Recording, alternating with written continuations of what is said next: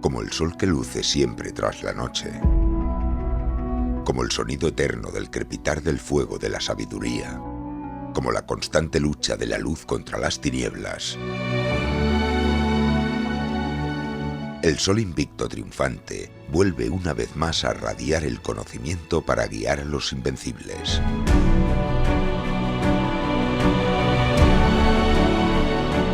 La chispa de la radio iluminará un nuevo camino, mientras el ave fénix de la sabiduría surcará la historia, el arte, los clásicos, la ciencia y la actualidad. Comienza el viaje de los invencibles. Asciende con nosotros por la escalera de Sofía. En Radio Sambi, Sol Invictus, in Lux Veritas.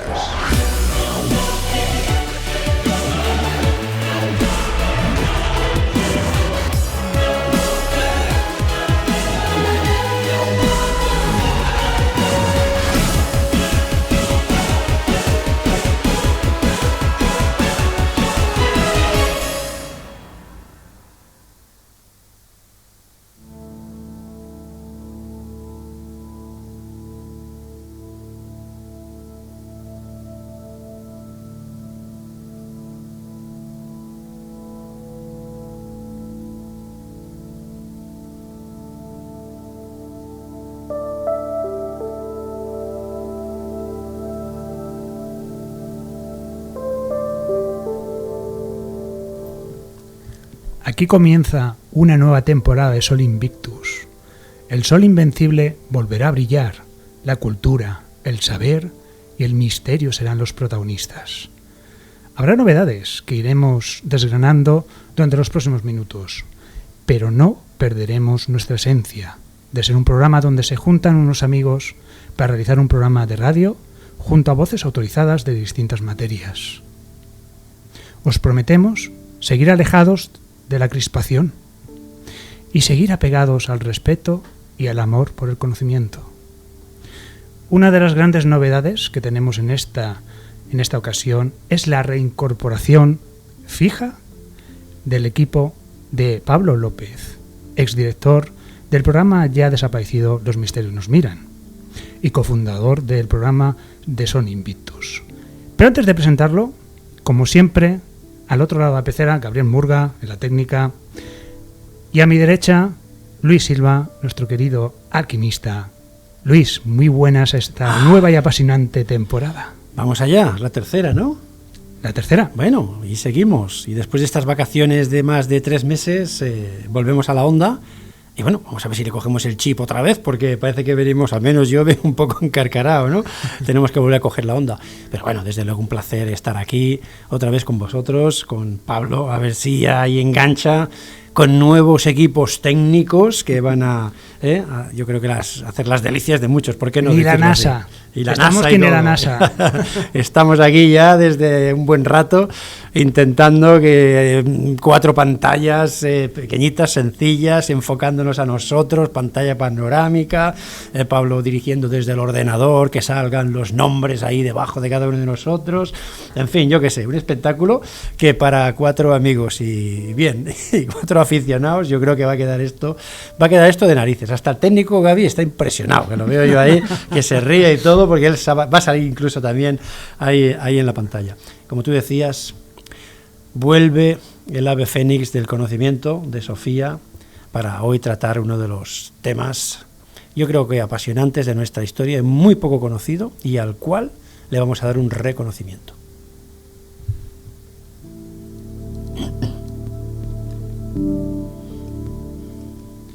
Y ahora sí, vamos a presentar a ese gran amigo nuestro, Pablo. Bienvenido de nuevo a esta que es tu casa. Ahora sí podemos contar contigo durante toda la temporada. Pues muchísimas gracias por invitarme de nuevo y esta vez, si todo va bien, estaré aquí pues todas las semanas. Pues esto que habéis dicho, con todas estas parafernalias que nos hemos inventado, que aún no se ve del todo bien, pero lo iremos mejorando y con muchísima ilusión, sobre todo, porque volvemos con muchas ganas, como ese ave fénix que renace de sus cenizas y con mucha ilusión de todo lo que está por venir, especialmente hoy que hablaremos de nuevo de alquimia. Creo que es uno de los temas más tratados, pero que menos me cansa de todos los que hacemos. Un personaje súper desconocido, no sé si, supongo que los muy expertos sí lo sabrán, pero los que no conozcan nada de este personaje se van a sorprender, y con muchas novedades. Efectivamente, Pablo, porque aparte de que vamos a poder vernos las caras en YouTube, aparte de eso, vamos a traer invitados como siempre con una sabiduría espectacular. Utilizamos por supuesto el teléfono, porque algunos invitados, pues por desgracia no pueden acudir directamente aquí con nosotros. Van a venir también, como siempre, los que nos habéis seguido, pues nuestros famosos filósofos, Andreu y Joan. El dúo dinámico estará aquí de nuevo. Ismael. Sí. También tenemos preparados grandes sorpresas. Quizás el récord de la persona quizás que más doctorados tiene, lo vamos a tener también de invitado, y muchos invitados más que tenemos preparados. Y secciones. Tenemos también nuestras fabulosas secciones, y hoy también comenzaremos con una sección que es Agora Lux, esa famosa nuestra, ¿no? Que es un poquito donde hablamos un poquito de todo, una tertulia donde hablaremos en esta ocasión de la zona 51. Hablaremos de extraterrestres en este programa, siempre con un... Bueno, y también, si nos da tiempo, también nos hablará Pablo de un tema muy especial y de un vídeo que después recomendaremos. Pero antes de eso, el tema de hoy. El tema de hoy yo creo que vale la pena porque, Luis, ¿de dónde surge hacer este tema que vamos a hacer hoy, de hablar sobre un alquimista del siglo XVI que se llama Luis Aldrete Soto, que fue, ni más ni menos, alguacil mayor del Santo Oficio de la Inquisición, fue inquisidor, por lo tanto, fue astrólogo y fue mago? ¿Por qué comenzamos el programa, la temporada, con este personaje? Pues por las peticiones seguidas que me ha hecho un amigo mío, apasionado de la alquimia, de México. Entonces vamos a cumplir con su deseo y hoy vamos a hablar pues de ese personaje, Luis Aldrete y Soto, pero al tiempo vamos a hablar un poco de la historia de una época, que es el siglo XVI español, y un poco de la medicina en el siglo XVI español. Pues de todo ello vamos a hablar aquí en este primer programa de la tercera temporada de Sol Invictus.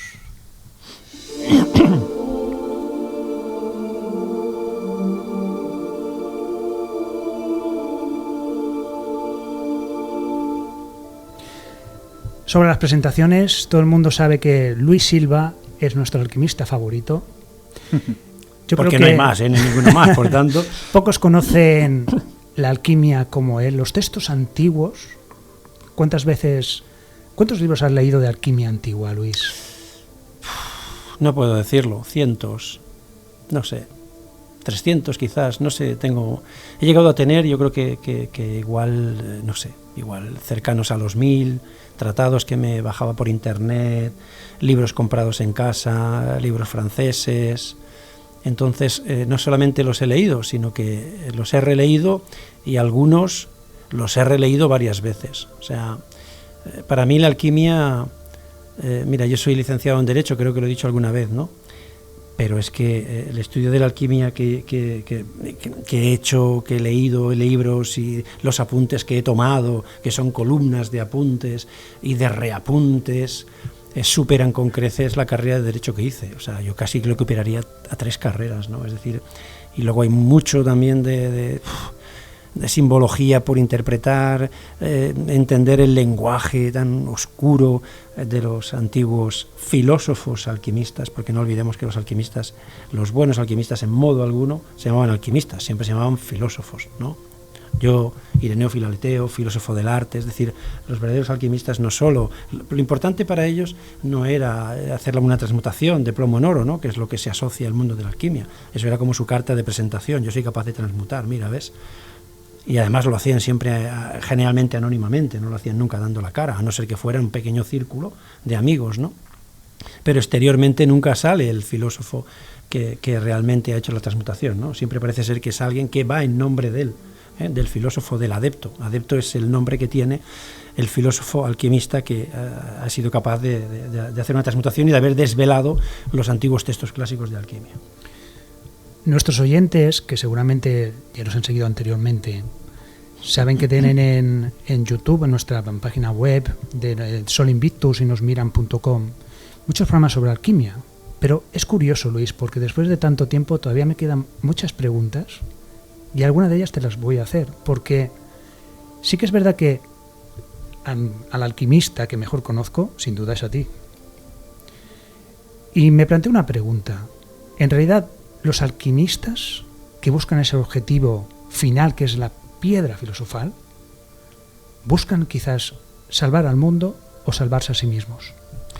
Ellos lo que buscan es su crecimiento personal, o sea, su transmutación personal, ¿sabes? Cuando ellos se transmutan o se espiritualizan, a ellos les gusta pues utilizar la palabra desdensificar la materia, ¿no? O sutilizarse, espiritualizarse más. Fíjate, ¿no? Si es capaz realmente, como dicen, ¿no? Hacer la transmutación del plomo en oro, ¿no? Es decir, hacer una transmutación atómica, convertir otra cosa, una cosa en algo totalmente diferente, ¿no? Cambiarle la estructura atómica, ¿no? Y que nos dicen que esto, cuando lo consume el ser humano o las plantas no caen enfermas, dan mucha producción, dicen ellos, ¿eh?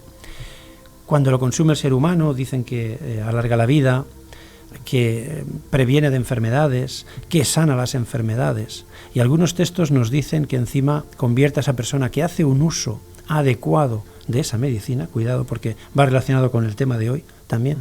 Cuando se hace un uso adecuado de esa medicina, la persona de alguna manera tiene como un despertar y se vuelve pues más inteligente, ¿no? Y quizá con esa inteligencia superior, imagínate, ¿no? Que pudiéramos tener aquí pues ahora un Platón, un Sócrates, un Plotino, yo sé, cualquier personaje de estos, ¿no? O sea, gente incluso más elevada que Einstein, por ejemplo, ¿no? O sea, imagínate lo que podría ser, ¿no? Tener personas así que pudieran de alguna manera participar en un cambio del mundo. De hecho, hace falta líderes así, ¿no? Porque fíjate cómo andamos, ¿no? Ya no tenemos los grandes maestros que hemos tenido a lo largo de la historia. Parece que cuesta mucho encontrarlos, ¿no? Muchísimo, se han perdido en la historia del tiempo, se han perdido. Pues imagínate encontrar gente que bueno, pues que se haya liberado y que liberado en el sentido material, que sea capaz, como dicen los antiguos alquimistas, incluso hasta de dominar la materia. Claro, son capaces de transmutar, imagínate, ¿no? Y que sean capaces de dar o ayudar en alguna manera en un salto evolutivo a la sociedad, ¿no? En definitiva, fíjate que los alquimistas nos dicen siempre que todo evoluciona, todo siempre va creciendo hacia la evolución. O sea, ellos nunca hablan de transmutar el oro en plomo. No es concebible, siempre se transmuta lo inferior hacia lo superior. Y fíjate, ¿no? que por ejemplo la historia de la vida es básicamente también evolución, las especies se adaptan, ¿no? Como sabes tú muy bien, es decir, los insectos se adaptan a los insecticidas, nosotros nos adaptamos a los homínidos a lo que venga, pero se dice, por ejemplo, que si trajéramos a Luis Aldrete y Soto, que es un personaje del siglo XVII, aquí ahora, igual no duraba 2 días por la contaminación que hay en el ambiente, ¿no?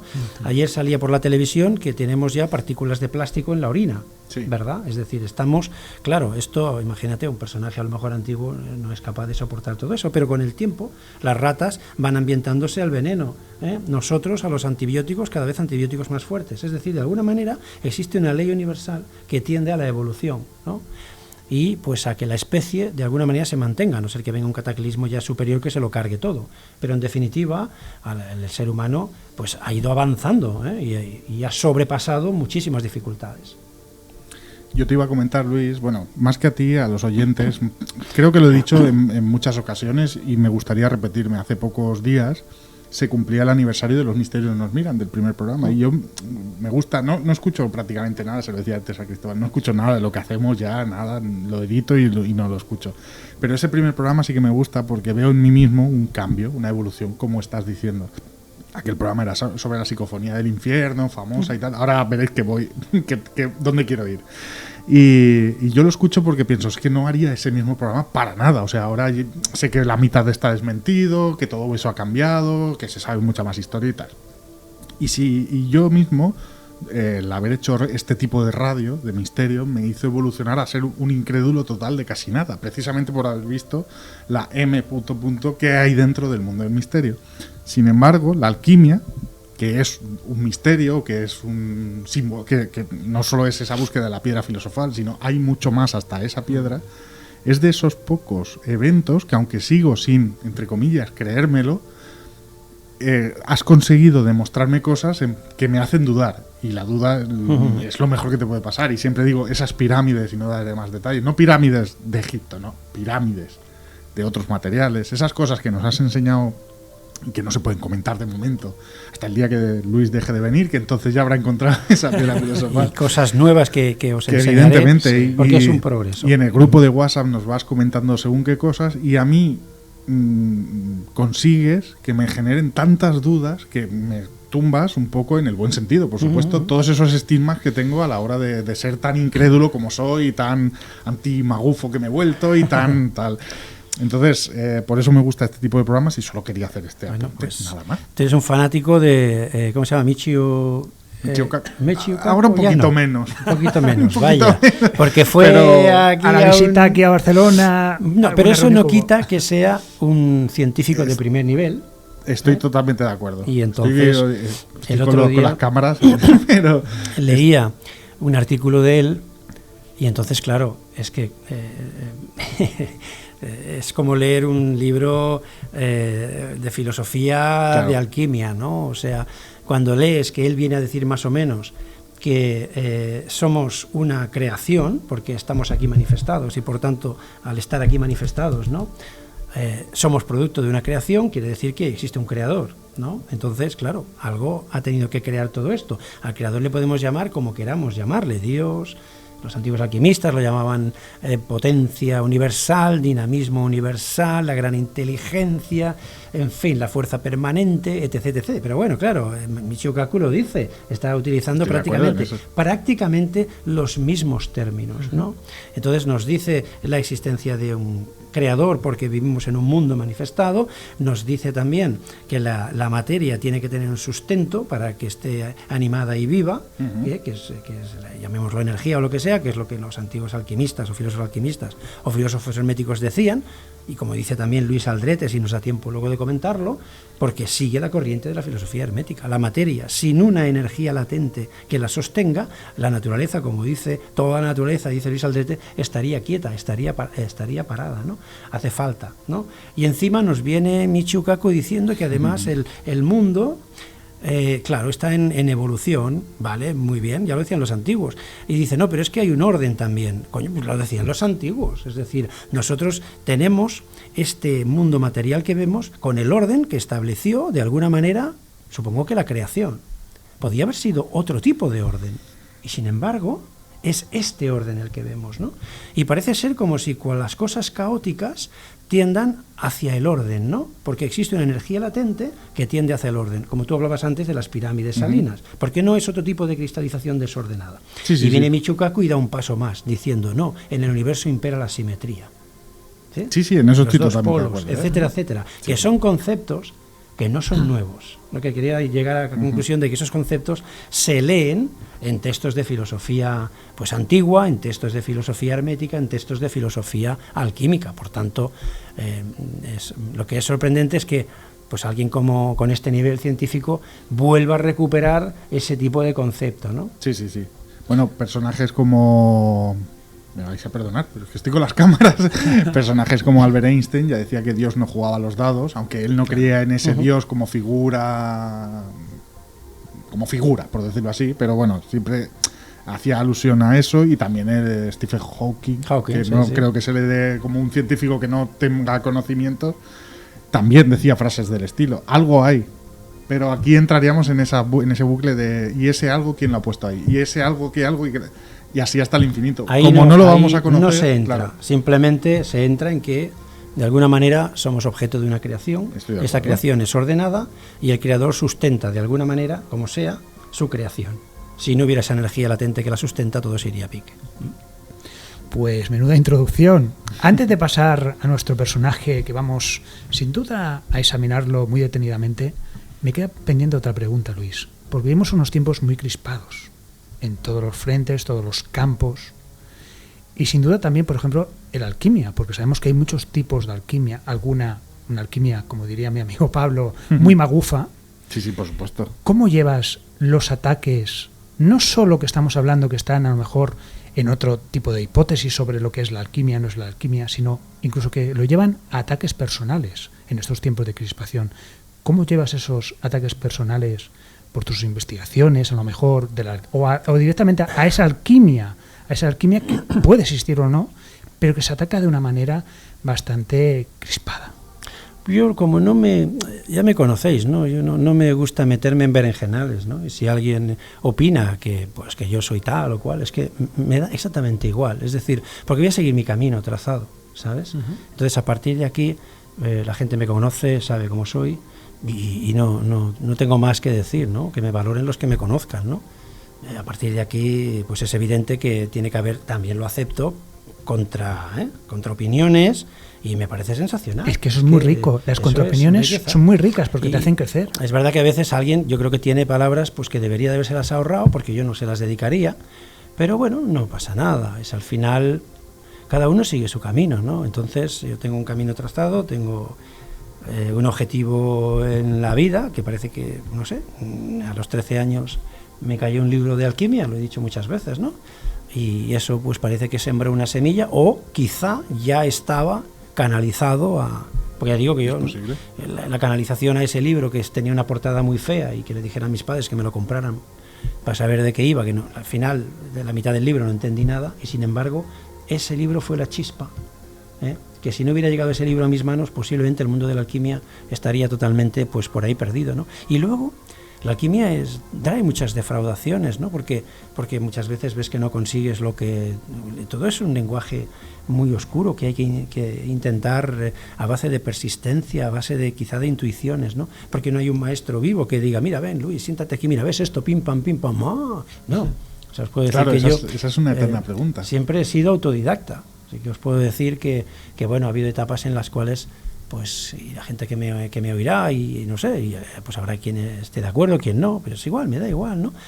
Pero yo a veces he llorado viendo que sé lo que me está diciendo el autor y ya creo firmemente que no es una ilusión, sino, y además cuando tú ves que lo que te está diciendo lo estás tú viendo con tus propios ojos, porque pasas a la acción, porque claro, es muy bonito hablar desde la teoría y no sé qué y no sé cuánto, ¿no?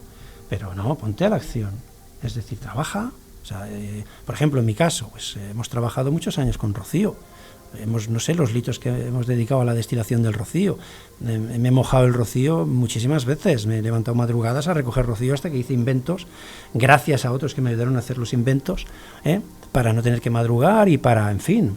Pero he seguido trabajando y he comprado material, vosotros lo habéis visto, me he dedicado a hacerlo y a mojarme las manos. Y cuando he tenido algún tipo de sueño o una interpretación de un texto, pues he buscado el material, gracias a Dios, me lo he pedido permitir y que tampoco he tenido grandes gastos, ¿no?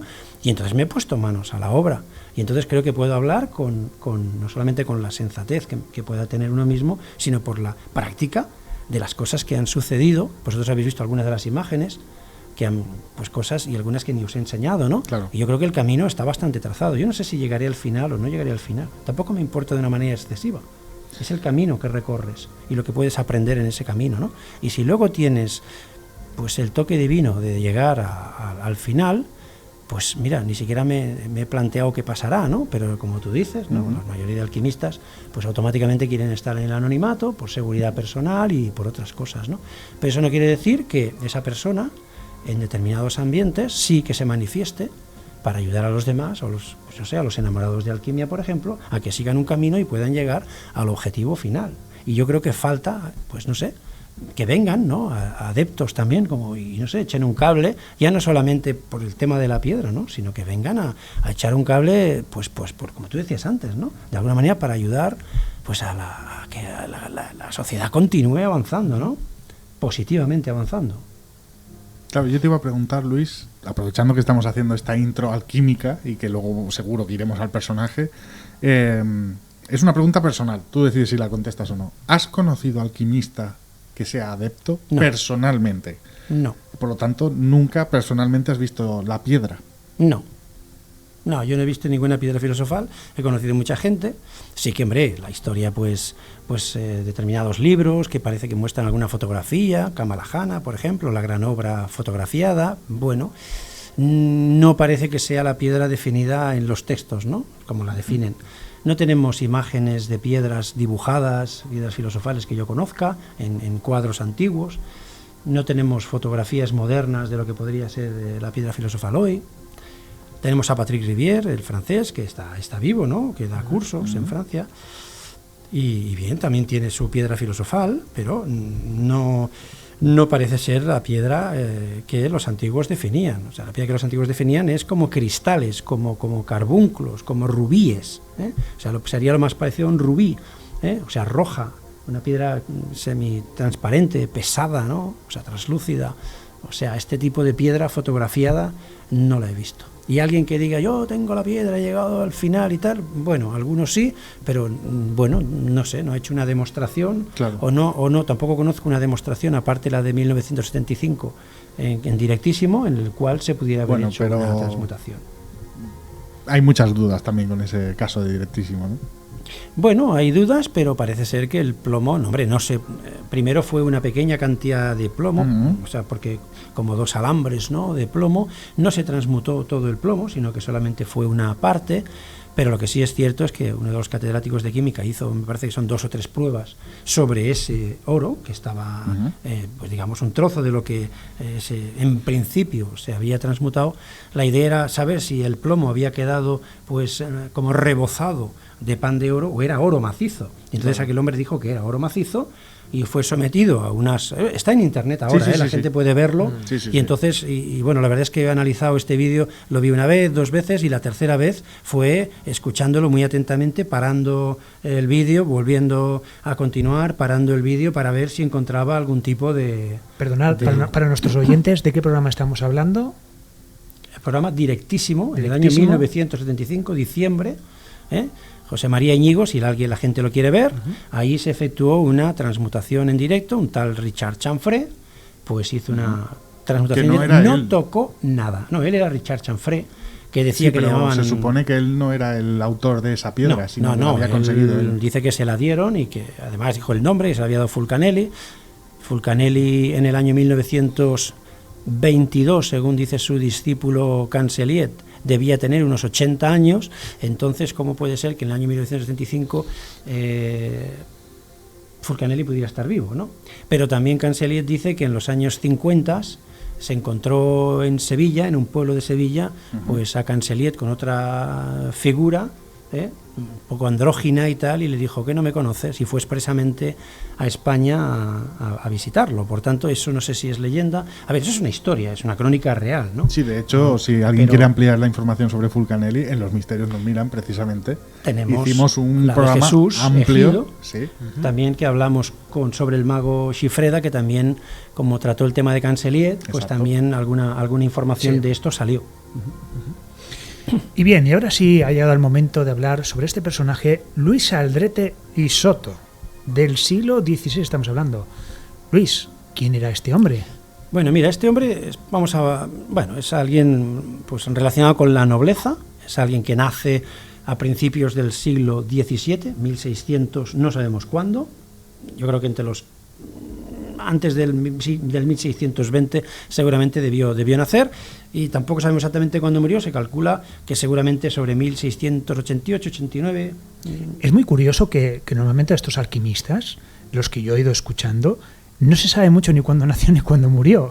Es un dato que también te deja un poco pensando, porque es mucha curiosidad, porque en estos años ya había un pequeño registro en las parroquias, etcétera, de cuándo se nace, cuándo se muere.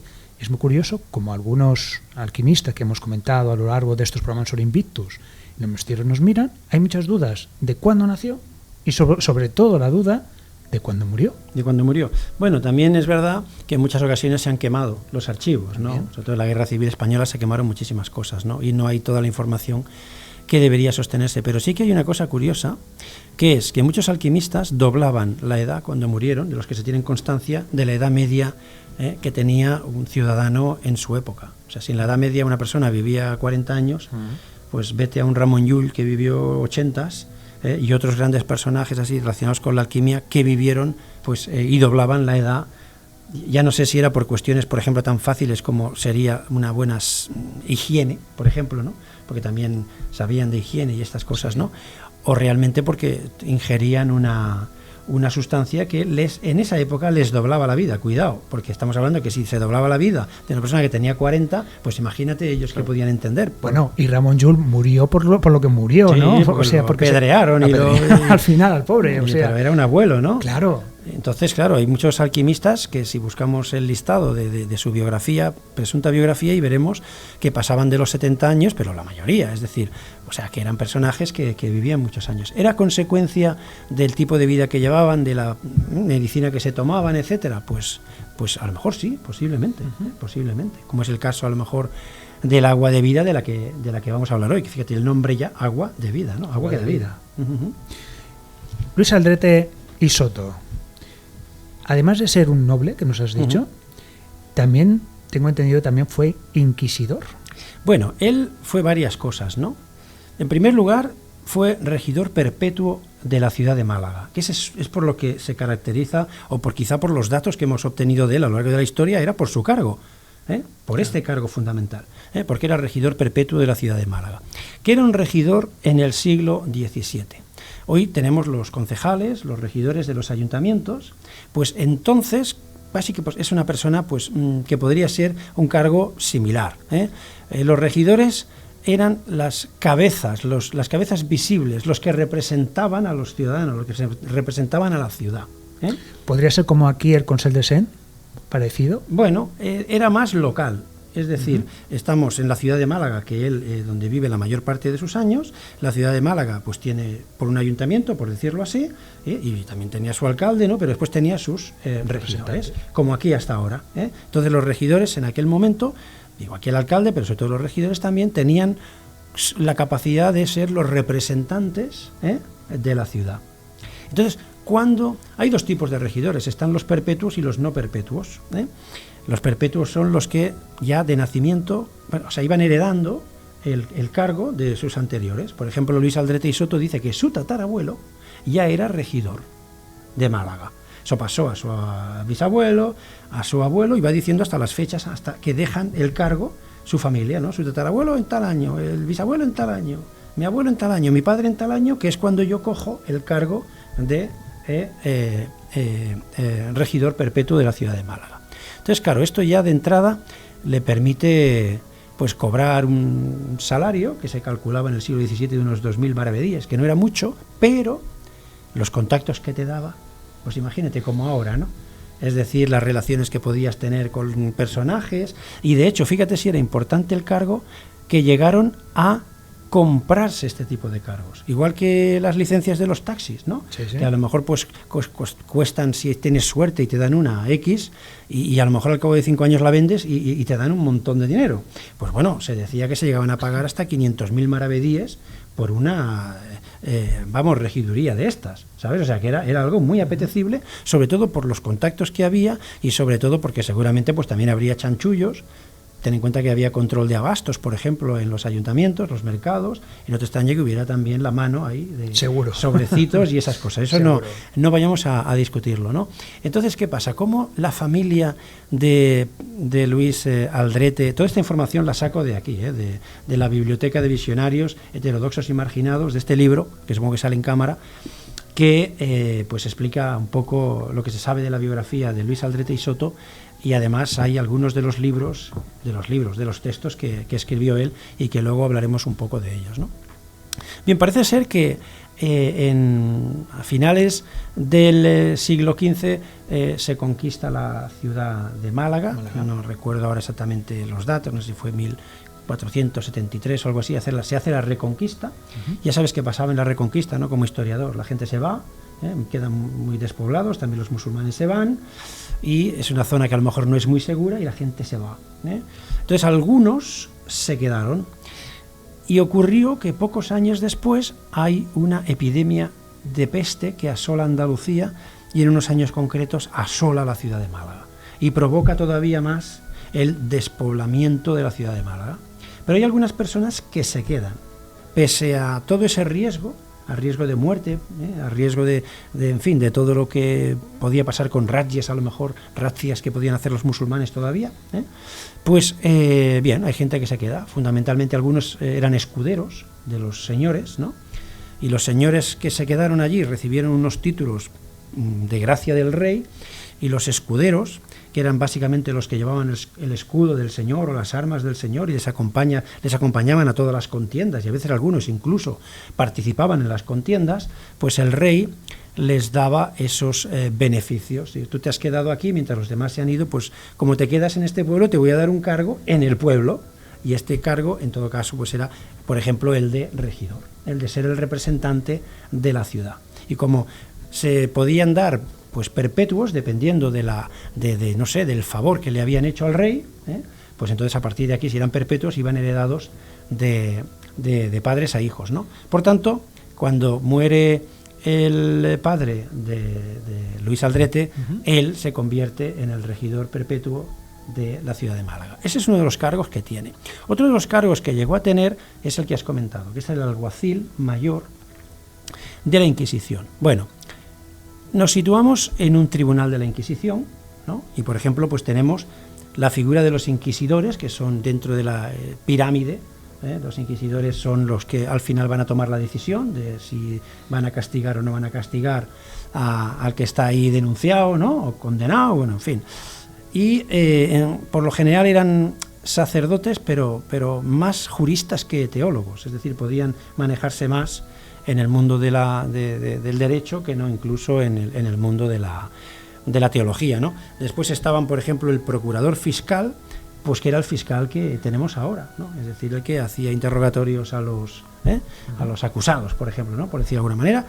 En fin, había toda una serie de personajes, el escribano, pues que era el secretario, ¿no? El que escribía, era como un tribunal de hoy en día, ¿no? Básicamente, hombre, con algunas diferencias también notables, ¿no? Y luego estaba el alguacil, ¿eh? Como había varios alguaciles, el que mandaba debía ser el alguacil mayor, que era el que mandaba. ¿Qué hacía el alguacil? El alguacil era el que detenía y encarcelaba a las personas. Es decir, si no estaba encarcelado ya mientras estaba juzgando, podía dictarse una orden de detención para pasarlo a juicio. Y entonces él iba con su séquito a buscarlo, a detenerlo y a entrarlo en el calabozo. Entonces, nuestro hombre también es un hombre de armas, porque para detener a alguien necesitaba una preparación. Claro, aunque como jefe él tenía a los suyos, sí, por supuesto, su séquito, pues que iba a hacer estos trabajos, ¿no? Y llegó a ser otro de los cargos importantes que tuvo, procurador mayor en los reales concejos, que este era un cargo todavía superior al cargo de regidor. ¿Qué era un procurador mayor en los reales consejos? Mira, en los ayuntamientos, en las ciudades, en el siglo XVI, eso ya venía del siglo XIV, estaban los tribunales municipales especiales. Los ayuntamientos tenían, desde luego desde el siglo XIV, tenían muchas competencias que a lo largo de los siglos fueron perdiendo en detrimento, ¿no? Pero todavía, por ejemplo, en el siglo XVI tenían competencias, como hemos dicho antes, de abastos. Abastos era el control de las mercancías que llegaban a los mercados, ¿no? Entonces, claro, el control de las mercancías que llegaban en el puerto de Málaga, por ejemplo, ¿sabes? Es decir, tenían competencias sobre ordenanzas municipales.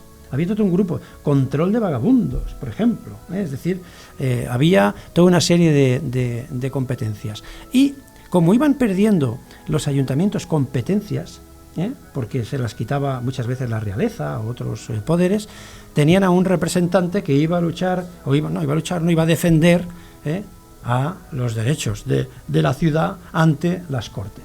Eso llevó que él tuviera que marcharse en el 1673, si no recuerdo mal, por decir, yo creo que fue más o menos un poco más tarde quizá, se fue a Madrid y allí estuvo pues conviviendo en Madrid. Eso es un poco la historia del personaje, ¿no? Y luego viene pues su segunda parte, ¿no? Él de jovencito parece ser que viajó por Europa y especialmente en Italia. Y en Italia, claro, fíjate, había acabado el Renacimiento, imagínate, ¿no? La escuela neoplatónica, todo ese saber, la filosofía hermética que corría por todos los lados, y él entró seguramente en ese círculo de filosofía hermética. Por otro lado, el puerto de Málaga, sabéis que cuando hay un puerto también llegan muchas influencias de fuera, conocimiento, que viene de gente, ¿no? Posibilidad de que lleguen libros a través del mar, etcétera, etcétera, ¿no? Él escribe y hace una relación de grandes alquimistas que él dice haber leído, Arnaud de Villanova, Ramon Llull, Avicena, Geber, Michel Sendivogius, Michael Mayer, Jean-Pierre Fabre. Es decir, él hace toda una colección que realmente cualquier alquimista o filósofo alquimista que se precie prácticamente tiene que leer esos libros, ¿eh? Y entonces a partir de aquí supongo que se enamora de eso. No solamente se enamora de eso, sino que seguramente pasa a la práctica buscando una medicina acorde a todas las enseñanzas que él ha recibido de toda esa cultura que ha aprendido en esos libros que él no cita libros muchos, pero sí cita los autores. Entonces sí que vemos a lo largo de la lectura del libro y de sus escritos que él sobre todo es un apasionado de Paracelso y un apasionado de Miguel Sendivogius. Miguel Sendivogius es un personaje que escribe supuestamente él, aunque seguramente no lo escribió él, lo escribió un tal Alexander Setton, el cosmopolita, pero aparece a principios del siglo XVII una obra fundamental en el mundo de la alquimia, que se llama La Nueva Luz Química. Y él se enamora, como yo me enamoré en su día, de esa obra, de La Nueva Luz Química. Porque no tenemos ahora tiempo de decir cosas bonitas de esta obra, pero os puedo garantizar que explica cosas a inicios del siglo XVII que hemos descubierto en el siglo XX, por ejemplo, ¿no? Y dices, ¿cómo podía saber esta gente? Pues eso, ¿no? Él, por ejemplo, vamos a decir una, aunque se pasa el tiempo, ¿no? Él escribe en La Nueva Luz Química que hay dos soles, uno es el que está arriba y luego existe otro en el centro de la Tierra, y dice con una temperatura similar al de que está arriba, ¿no? Es decir, abajo hoy sabemos que hay una bola de fuego, sí, ¿verdad? Y entonces él te dice que gracias a la cantidad de agua que hay debajo, el mundo no explota. Y gracias a las grietas que hay, el mundo no explota. Tiene que tener todos los gases que se generan, sobre todo al destilar el agua, con esa bola de fuego tan grande, tiene que tener unas salidas por todos los sitios, ese vapor. Porque si no estaríamos ante una olla de presión cerrada y la presión lo hacía reventar. Pero también te dice él que gracias al aire que hay en la atmósfera, el sol no lo quema todo. Entonces, ¿cómo podía saber él que tenemos una capa protectora que hace de amortiguación al sol? La capa de ozono. La capa de ozono y toda la atmósfera en general. Y eso lo dice él a principios del siglo XVII, ¿no? Bueno, Aldrete es un personaje que se embebe de todo esto y que él descubre, gracias a los textos clásicos, descubre un agua de vida, que él llama, o una medicina universal. Entonces, ¿qué pasa? En el año, si no recuerdo mal, 1673, creo que fue, sí, en 1673, su hija de 5 años, Margarita, está tremendamente enferma. Hay una epidemia de viruela, dice, él lo escribe, en la ciudad de Málaga. Dice, cada día se suele llevar, cada entierro veo que no se entierra un joven, sino que se entierran 2 y 3 jóvenes juntos. Y mi hija de 5 años se pone mala, dice, lo define como en el libro calenturas malignas, ¿no? Entonces él le da de su agua, por primera vez dice que usa su agua con otra persona, y salva la vida de su hija. Y años más tarde volverá a darle a su hija el agua. Y ese agua, tal como dice, ¿no? El agua que se podía tomar o bien en gotas debajo de la lengua, o bien media cucharadita y cada ciertas horas repetir las tomas, parece ser que restablecía al enfermo. Y él a eso lo llamaba medicina universal. No pasa nada, él está regalando prácticamente su agua, él dice y se defiende, luego lo veremos, ante los que le acusan años después, que él no necesita dinero, que él no cobra prácticamente, que él ya tiene dinero de su cargo, ¿no? Y sin embargo, pues le acusan de que quiere hacerse millonario con su medicina, etcétera, etcétera, etcétera.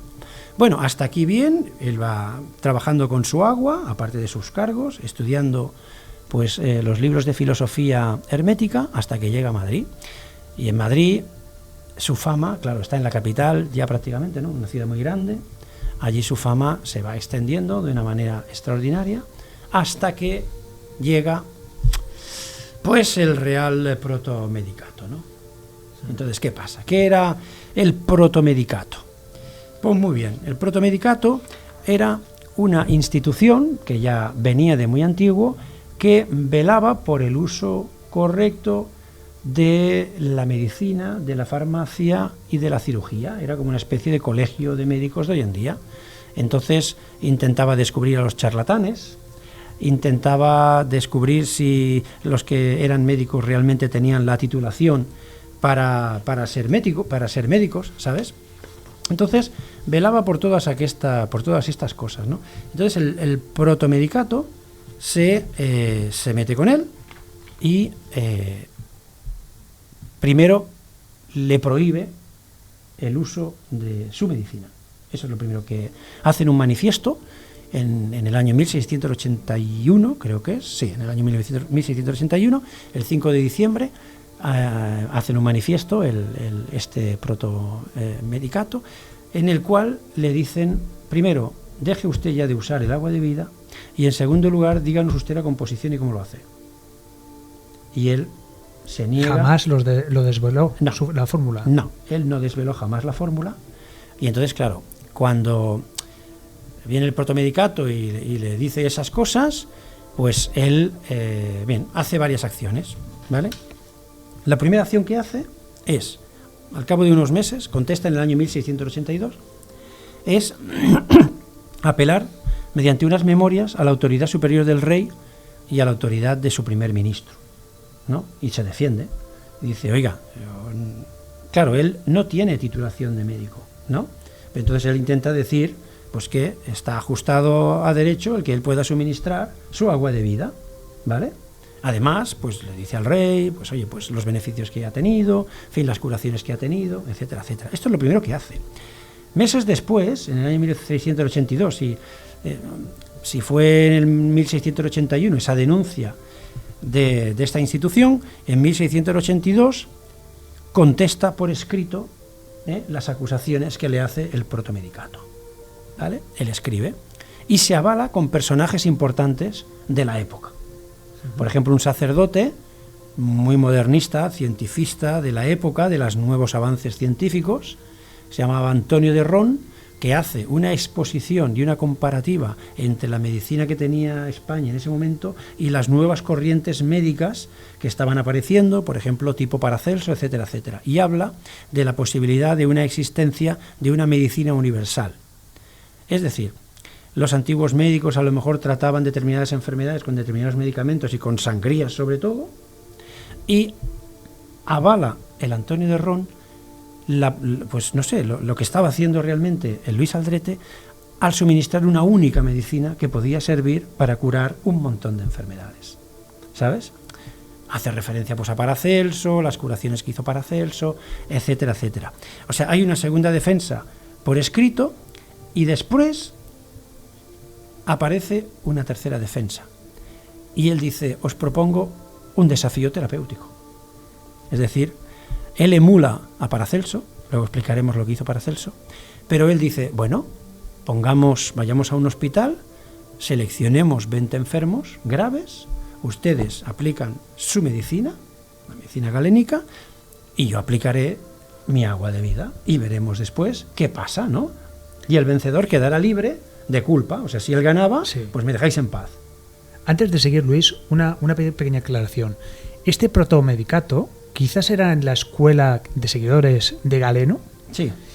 Porque claro, es que Galeno, que Pablo seguramente sabrá quién es Galeno, que fue el médico de nuestro famoso Yo Julia, de Santiago Posteguillo, que está muy de moda hoy en día del libro.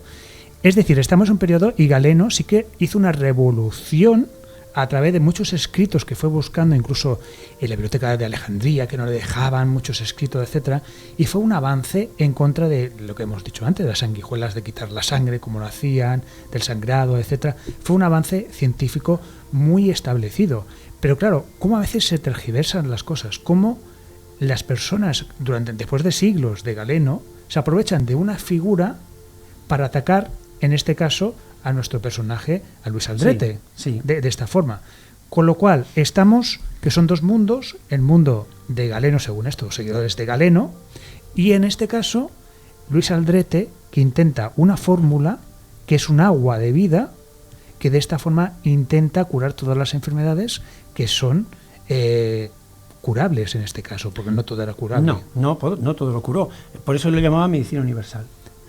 ¿Vale? Y ahora estamos en la prueba en la que dice a ver quién puede curar. Claro, él se ofrece y dice no, y el vencedor del duelo pues queda restituido, ¿no? Y por tanto, pues el vencido, pues que acepte la derrota, ¿no? Eso no se llegó a producir nunca. ¿Por qué hace esto Luis Aldrete? Es evidente que conocía la historia de Paracelso. Paracelso es un personaje muy controvertido, ¿vale? Pero que les pegó un repaso a los médicos de su época, ¿eh? Es decir, sobre todo ya con la higiene. Era un tío que había viajado mucho y entonces había aprendido muchísimo por ahí. Entonces se ponía las manos en la cabeza cuando veía como médicos con las manos sucias estaban tratando enfermos, ¿sabes? Es que vamos, o niños al parir con los... en fin, los médicos con las manos sucias. Claro, el índice de muertos en los partos en aquella época era realmente extraordinario. Es que los mejores médicos de la Edad Media, por ejemplo, eran los musulmanes. Claro. ¿Por qué? Por la limpieza que tenían a la hora de realizar higiene, cualquier cosa que tenían que hacer. Por supuesto, nos daban 20.000 vueltas. Entonces, ¿aquí qué pasa? Aquí hay una época de nuestra historia que parece ser que se hacen muchas sangrías, ¿no?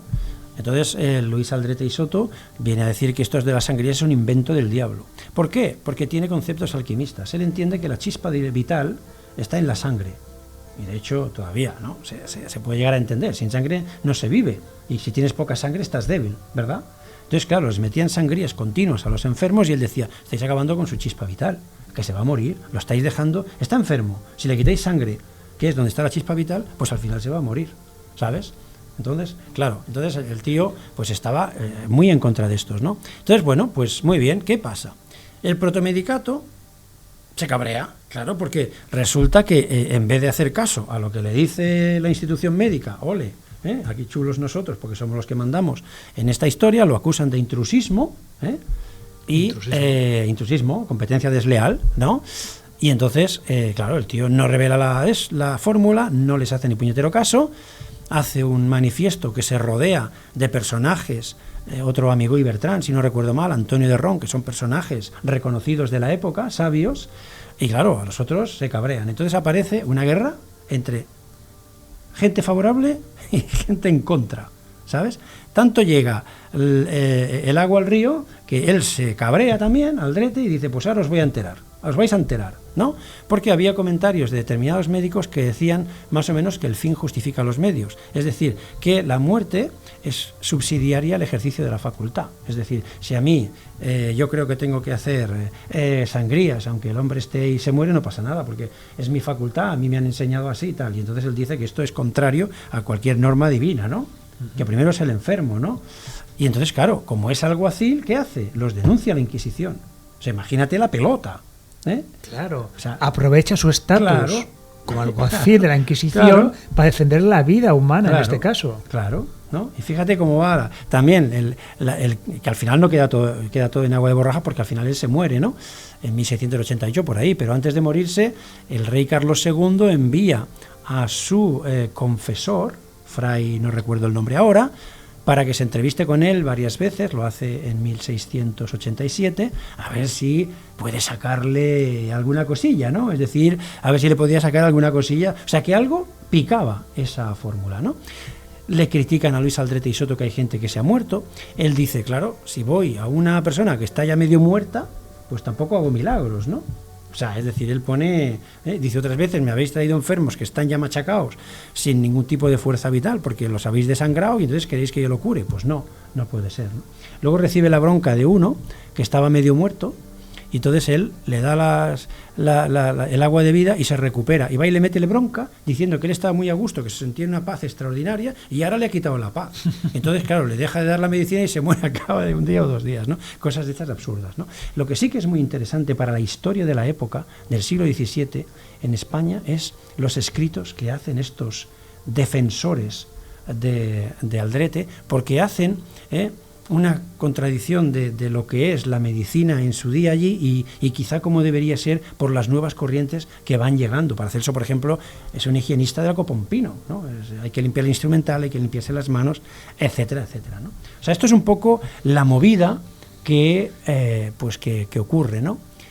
Y luego está pues la parte filosófica que también escribe, porque es que él, en realidad, cuando él hace el escrito de defensa ante el protomedicato, resulta que en el fondo revela la fórmula. Lo que pasa es que los otros no son capaces de entenderla, ¿sabes? No la entienden. No la entienden. Hombre, no dice toda la fórmula, pero les dice una parte, por no decir un todo a lo mejor, de cómo él hacía su agua de vida. Pues enseguida volveremos con esta conclusión de Luis Aldrete, pero antes unos pequeños minutos de publicidad.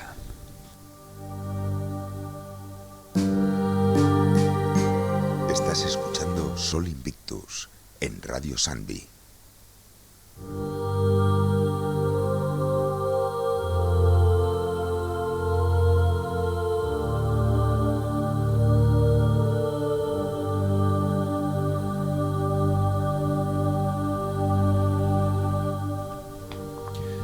Y aquí seguimos en Sol Invictus de Radio Sanvi. Y estamos hablando con Luis Silva, nuestro alquimista favorito, de un personaje fascinante que ciertamente yo, Luis, jamás, yo creo que no se ha escuchado nada de él, ni en radio, ni en televisión, hasta ahora. Que me perdone si alguien ha hablado de ello, pero es que la verdad es que yo no lo he escuchado a nadie y es un tema muy interesante y sin duda un personaje clave o muy interesante con todas sus facetas de este personaje del siglo XVII.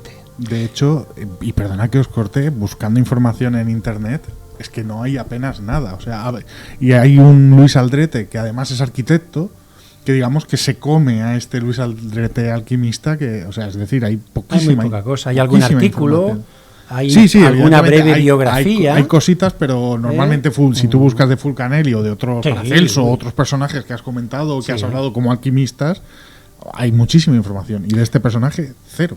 Sale la imagen cuando busques en internet del libro, donde se habla de él. También es verdad que bueno, leerse los textos estos, pues hombre, es un poquito también a veces aburrido un poco, ¿no? Pero rebuscando, encuentras cosas muy hermosas, ¿sabes? ¿Cómo qué, Luis? Pues no sé, pues yo creo que él, de alguna manera, sí revela, si no todo, una parte de cómo él hace su agua de vida. Y él lo escribe. Lo que pasa es que los otros, como eran tan científicos, ¿no? Claro. O sea, que de alguna manera, si hubieran dicho, es que no lo has revelado, él podía haber dicho, pues mire usted, está aquí, si no lo entiende, ¿qué quiere que le diga? ¿Sabes? Y a unos ojos alquimistas como los tuyos, Luis, ¿qué es lo que puede descifrar de estos textos? Bueno, quizá lo desciframos entre todos, ¿no? Vamos allá. Vamos a ver. Por ejemplo, yo digo frases suyas, ¿eh? Él dice, por ejemplo, que hace su agua de vida de los rayos del sol. Imaginaros la luz, los rayos del sol, digeridos con sutil artificio. Es decir, es capaz de atrapar los rayos del sol. Punto 1. Bueno, sabemos que la luz lleva agua en sí. Eso ya se ha demostrado científicamente. Pues entonces también tiene neutrinos que lo atraviesan todo, como decía, por ejemplo, otra vez la nueva luz química y otros textos, ¿no? Que la luz del sol, determinadas partículas lo pueden atravesar todo, ¿no? Bien, pues ya nos dice, con sutil artificio de los rayos del sol saco mi agua. Punto 1, tenemos una pista. Entonces él va soltando pistas, ¿eh? Sigue, por ejemplo, su medicina universal dice la saca del árbol de la vida, que es el sol. Él hace referencias también a San Juan Bautista, que dice que la luz es la vida, etcétera, etcétera, etcétera. Dice, por ejemplo, el creador compuso dos materias, el creador, que hablábamos antes, ¿no?, que constituyen este mundo, dice la materia y la forma. Aquí está hablando y recogiendo de alguna manera la filosofía de los antiguos filósofos herméticos o alquimistas. Dice, la materia la conocemos todos, lo que es, ¿no? Y la forma, dice, es la luz, emanada de la sabiduría inmensa. Cuando habla de sabiduría inmensa está diciendo al creador.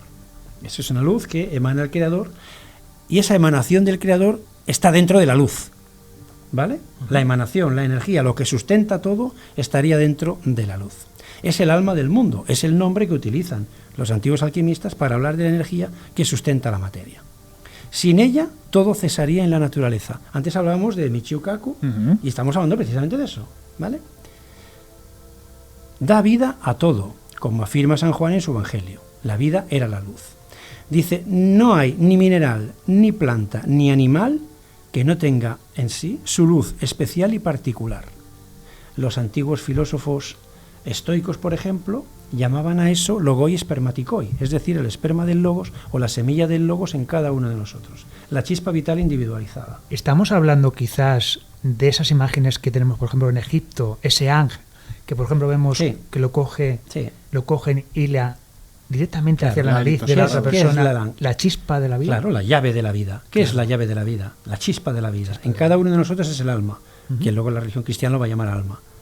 En filosofía estoica es el logois spermatikoi, ¿vale? Bien, la luz se coaguló y se reunió con la materia. Hoy los antiguos decían que la materia no es más que energía coagulada, condensada, o luz condensada. Fijaros de lo que están hablando, ¿no? Luego dice, el agua llovediza, o sea, la lluvia, arrastra y trae consigo esta semilla que fabrica el brasero del sol. O sea, la luz del sol algo tiene que tener que construye o va continuamente enviando esta emanación, y dicen, el agua llovediza, en el agua de la lluvia la puedes obtener. Hay que saber cómo, claro, pero la puedes obtener, ¿no? Y dice, y por eso fertiliza los campos. Bien, luego hay que ver qué tenemos en el aire, luego hablaremos de lo que hay en el aire. Dice, el périto, o sea, el que sabe, las podrá separar, esa semilla, del agua llovediza, de donde sacarán unos espíritus salvísimos y dulces. Es decir, puede sacar algo que es dulce y blanco, polvos blancos dulces. También las arrastra el rocío. Es decir, estamos hablando de agua de lluvia y de rocío, por quien las próvidas abejas lo buscan para sacárselo. Es decir, yo he visto las abejas cómo se llevan con las patitas las gotas de rocío y las gotas de lluvia, y se las llevan al panal. No solamente para refrescar en verano el panal, que también sirve para eso.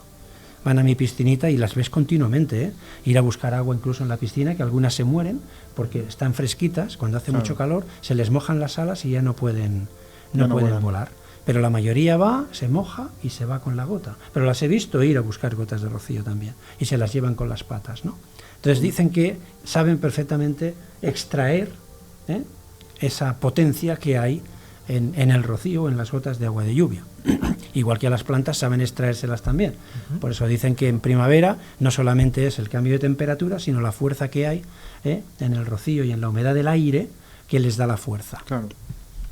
Y dice, por ejemplo, ¿qué es lo que dice Sendibogio? Dice, hay en el aire un cierto manjar de vida, a quien los filósofos de noche llaman rocío y de día agua. La escritura la llama maná, vida oculta o maná invisible que baja a dar vida por el aire. O sea, fíjate, está hablando de la luz, de algo que hay en la luz que puede ser atrapado y que es atrapado en el aire, está en el vientre del aire. Y continuará diciendo que como el aire es húmedo, si puedes extraer la humedad del aire, si sabes hacerlo correctamente, te llevarás esas fuerzas, esas influencias o esas energías que envía la luz. No sé si queda claro lo que está diciendo, ¿no? Por ejemplo, como es un fanático de Miguel Sendivogios, como decíamos antes, en su nueva luz química nos dice, coced el aire para hacerlo agua. Es decir, ¿qué aire habrá que coger de alguna manera para cocerlo? Buscar la humedad. ¿Y cómo se hace eso? ¿De qué manera? Para que el aire, el vapor que hay en el aire, aquí mismo estamos respirando y hay unos niveles de humedad determinados, y tener en cuenta qué hay en el aire. Ahora, científicamente, cerca de un 80% de nitrógeno, cerca de un 20% de oxígeno. Hay argón también. Hay un 1% de vapor de agua. O sea, en el aire hay todo esto. Claro. Cuidado. Nitrógeno. Los compuestos nitrogenados son los fertilizantes que participan en la fertilización de las plantas. Es decir, de alguna manera se tiene que producir un efecto con esos gases que hay en el aire, con la luz del sol, la capacidad que a lo mejor, según el proceso que tú hagas de atrapar la luz del sol, hay sales que se llaman fotoscópicas, sales fotoscópicas que atrapan la luz del sol, como el nitrato de plata. Así nació la fotografía, con este tipo de sales, ¿no? Fijaros, están hablando de cómo aprender a cocer el aire para poder extraer su agua, y de su agua después extraer unas sales blancas. Margaritas las llama también Luis Aldrete y Soto, ¿no? Fíjate, y luego avanza más, ¿no? El agua de vida hecha de los rayos del sol y de sus luces, que continuamente está esparciendo, se reducen a fijación en una blancura más grande que las margaritas. Es decir, se puede fijar la luz del sol, nos está diciendo, ¿eh? Nos habla también de la luna y nos dice, de alguna manera, que el aire que nosotros tenemos que atrapar, lo tenemos que atrapar a través de la luna llena o de la luz de la luna llena. Nos viene a decir que interviene tanto la luz de la luna llena, voy a decirlo más claro, es decir, coge el aire húmedo de una época concreta del año en luna llena. Si eres capaz de atrapar ese aire, después con él y con la luz del sol podrás hacer esa piedra, ¿no? Yo creo que voy a ir cortando y con un par de frases, porque es que la verdad es que tiene muchas nuestro amigo Aldrete. Podemos darle algún minutillo más, Luis, no te preocupes. ¿Sí? Sí. Mira, el espíritu universal está en el aire. Aire, que es el mar de los filósofos y para los que no son ciegos. ¿Ves? Vuelve otra vez a decirnos que algo hay en el aire. Espíritu universal lo llaman los alquimistas. Pero nos está diciendo que la fuente de eso es la luz del sol. Y voy a cerrar con otra frase. Hay más, hay más, pero bueno, ahí hay un libro, yo creo que está también en internet, se puede consultar. Y además, pues el trabajo que hice yo de buscar todo esto, que fue denso y me llevó muchas horas antes de venir a la radio, y incluso el repaso actual, ¿no?, de hacer la radio. Voy a cerrar con esto porque el que lo pille tiene una parte del secreto. Dice, hace un símil, fíjate, dice, todos lo experimentan al respirar. Claro, nosotros respiramos. Y como decía Miguel Sendibogio en esa nueva luz química, claro, cuando respiramos el aire, respiramos el agua. Y si respiramos el agua, estamos respirando esa sal que dicen oculta que hay en el aire. Los antiguos a eso lo llaman prana, lo llaman energía, otros lo llamaban chi, ki, ruá, ¿vale? En fin, ha tenido muchísimos nombres. En el aire hay una energía, una potencia, ¿eh? Dice, lo experimentamos al respirar. Y dice, el aire caldeado que sale en el cuerpo, fíjate, está hablando de un lugar donde está caliente, de ese lugar que está caliente, que sería el cuerpo, sale el aire.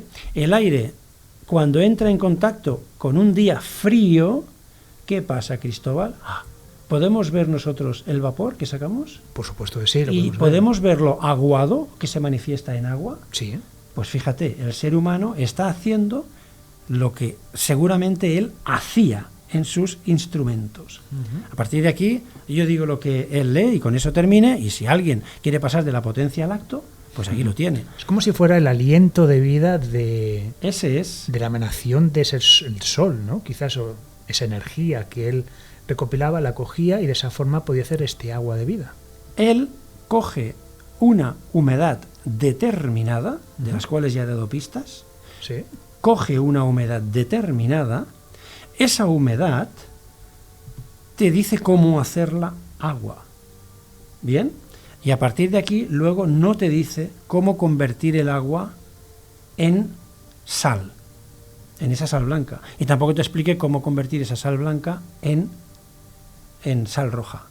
Pero el hecho de conseguir ya, y creo que se quedó él aquí, el hecho de poder conseguir ese agua llena de ese espíritu universal, o llena de esas influencias celestes, o agua llena de luz, atrapada en ese aire, si él supo coger el aire adecuado, que como dicen los textos de alquimia, lo acabamos de decir hace un momento, si él sabe atrapar ese aire, si él sabe de alguna manera hacer condensar ese aire, si sabe convertirlo en agua, a lo mejor esa era su agua de vida y no llegó más allá, pero era un agua que estaba, imagínate un rocío o un agua de lluvia bien impregnada, como dicen los antiguos alquimistas, de espíritus astrales, que no es más que la emanación de la luz sobre ese aire.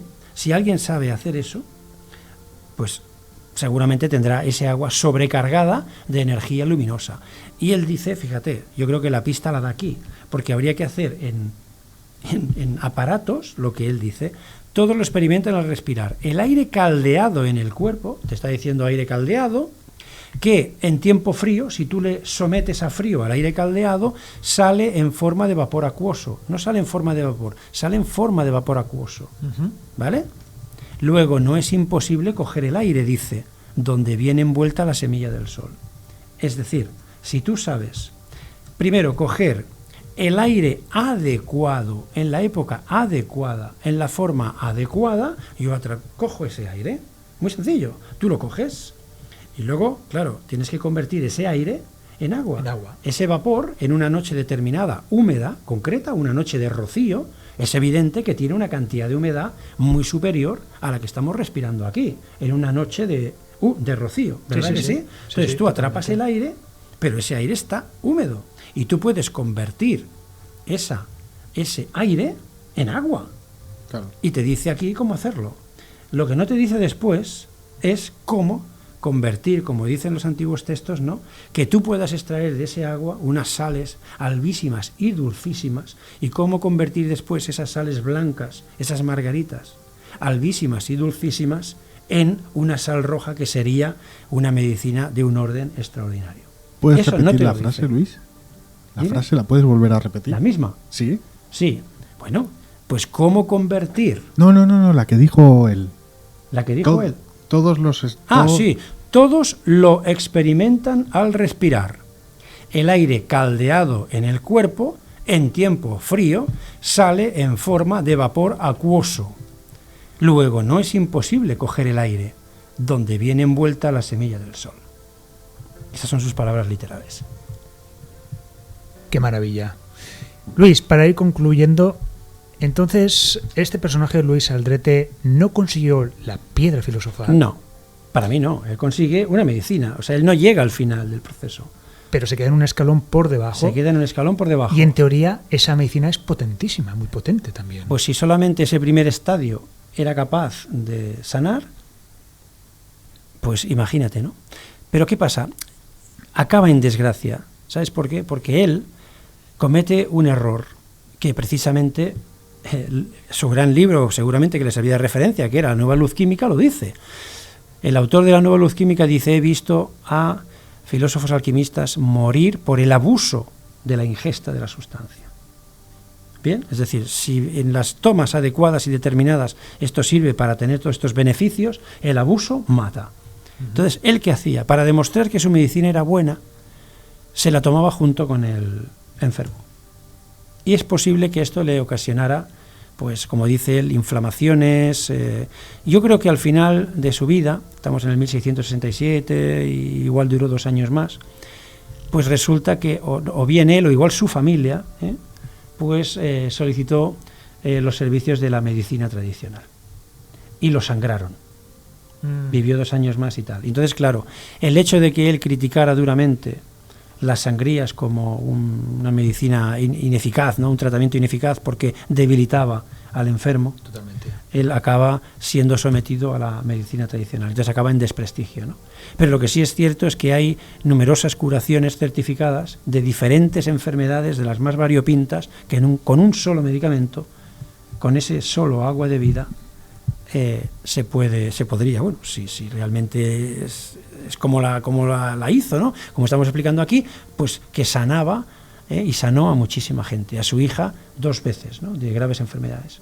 Quizás la enseñanza de todo esto es que, por muy bueno que sea algo, todo en su justa medida.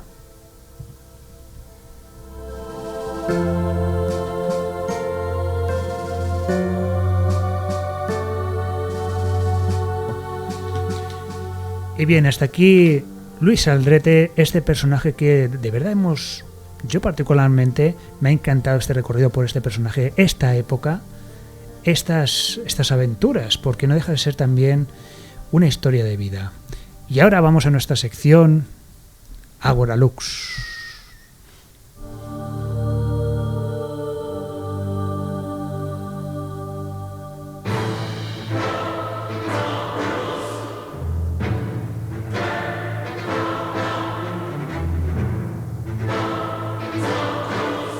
Agora Lux, et nuntium colloquium in nobis.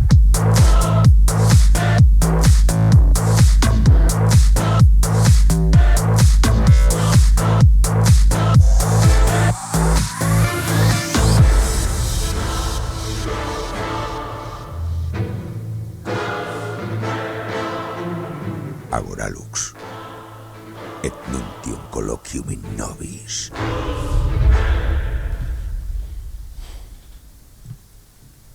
Y aquí recuperamos nuestra sección, esta fantástica sección de Agora Lux, donde hacemos una charla, una tertulia de estas fantásticas como los antiguos griegos, ¿no?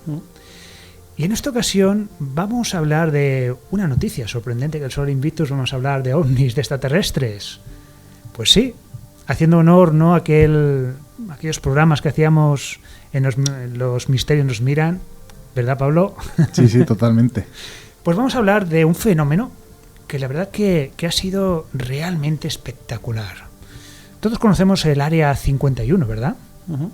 Sabemos que el día 20 de este mes había programada una reunión para entrar dentro del Área 51. Este mes o el mes pasado. Del mes de septiembre. Septiembre. Estaba programada. Y tuvo muchísimo éxito. Más de 3 millones decían que iban a asistir. Sí, fue realmente espectacular. Incluso el gobierno tuvo que actuar, decir, cuidado con estas cosas, que no vamos a permitir que entréis dentro del Área 51, vamos a proteger la seguridad nacional y cuidado qué va a pasar aquí. Claro, por eso creo que vale la pena que hablemos un poquito del tema, ¿no? Porque, bueno, en realidad ya pasó el día 20, no pasó nada, salvo que detuvieron a 4 personas, se presentaron unas 400 personas, detuvieron... 400 de 3 millones. Sí, aproximadamente. Vale, bueno, está bien la proporción. Y el caso, detuvieron a 4 o 5 personas, simplemente las detuvieron, una de ellas por miccionar al lado de la alambrada. Orinar, vamos. Sí, qué lástima que dicen algunos, ¿no? Que no estuviera electrificada y se hubieran rampado ahí. Pero en este caso no. Pero claro, es un fenómeno que yo estoy convencido que el año que viene vamos a volver a hablar de él. Porque son estas convenciones que empieza con una tontería de estas, que van pocas personas al lugar y que poco a poco va creciendo en intensidad, en personas. Y para analizar este caso tenemos que saber qué es el Área 51 y por qué es tan famosa.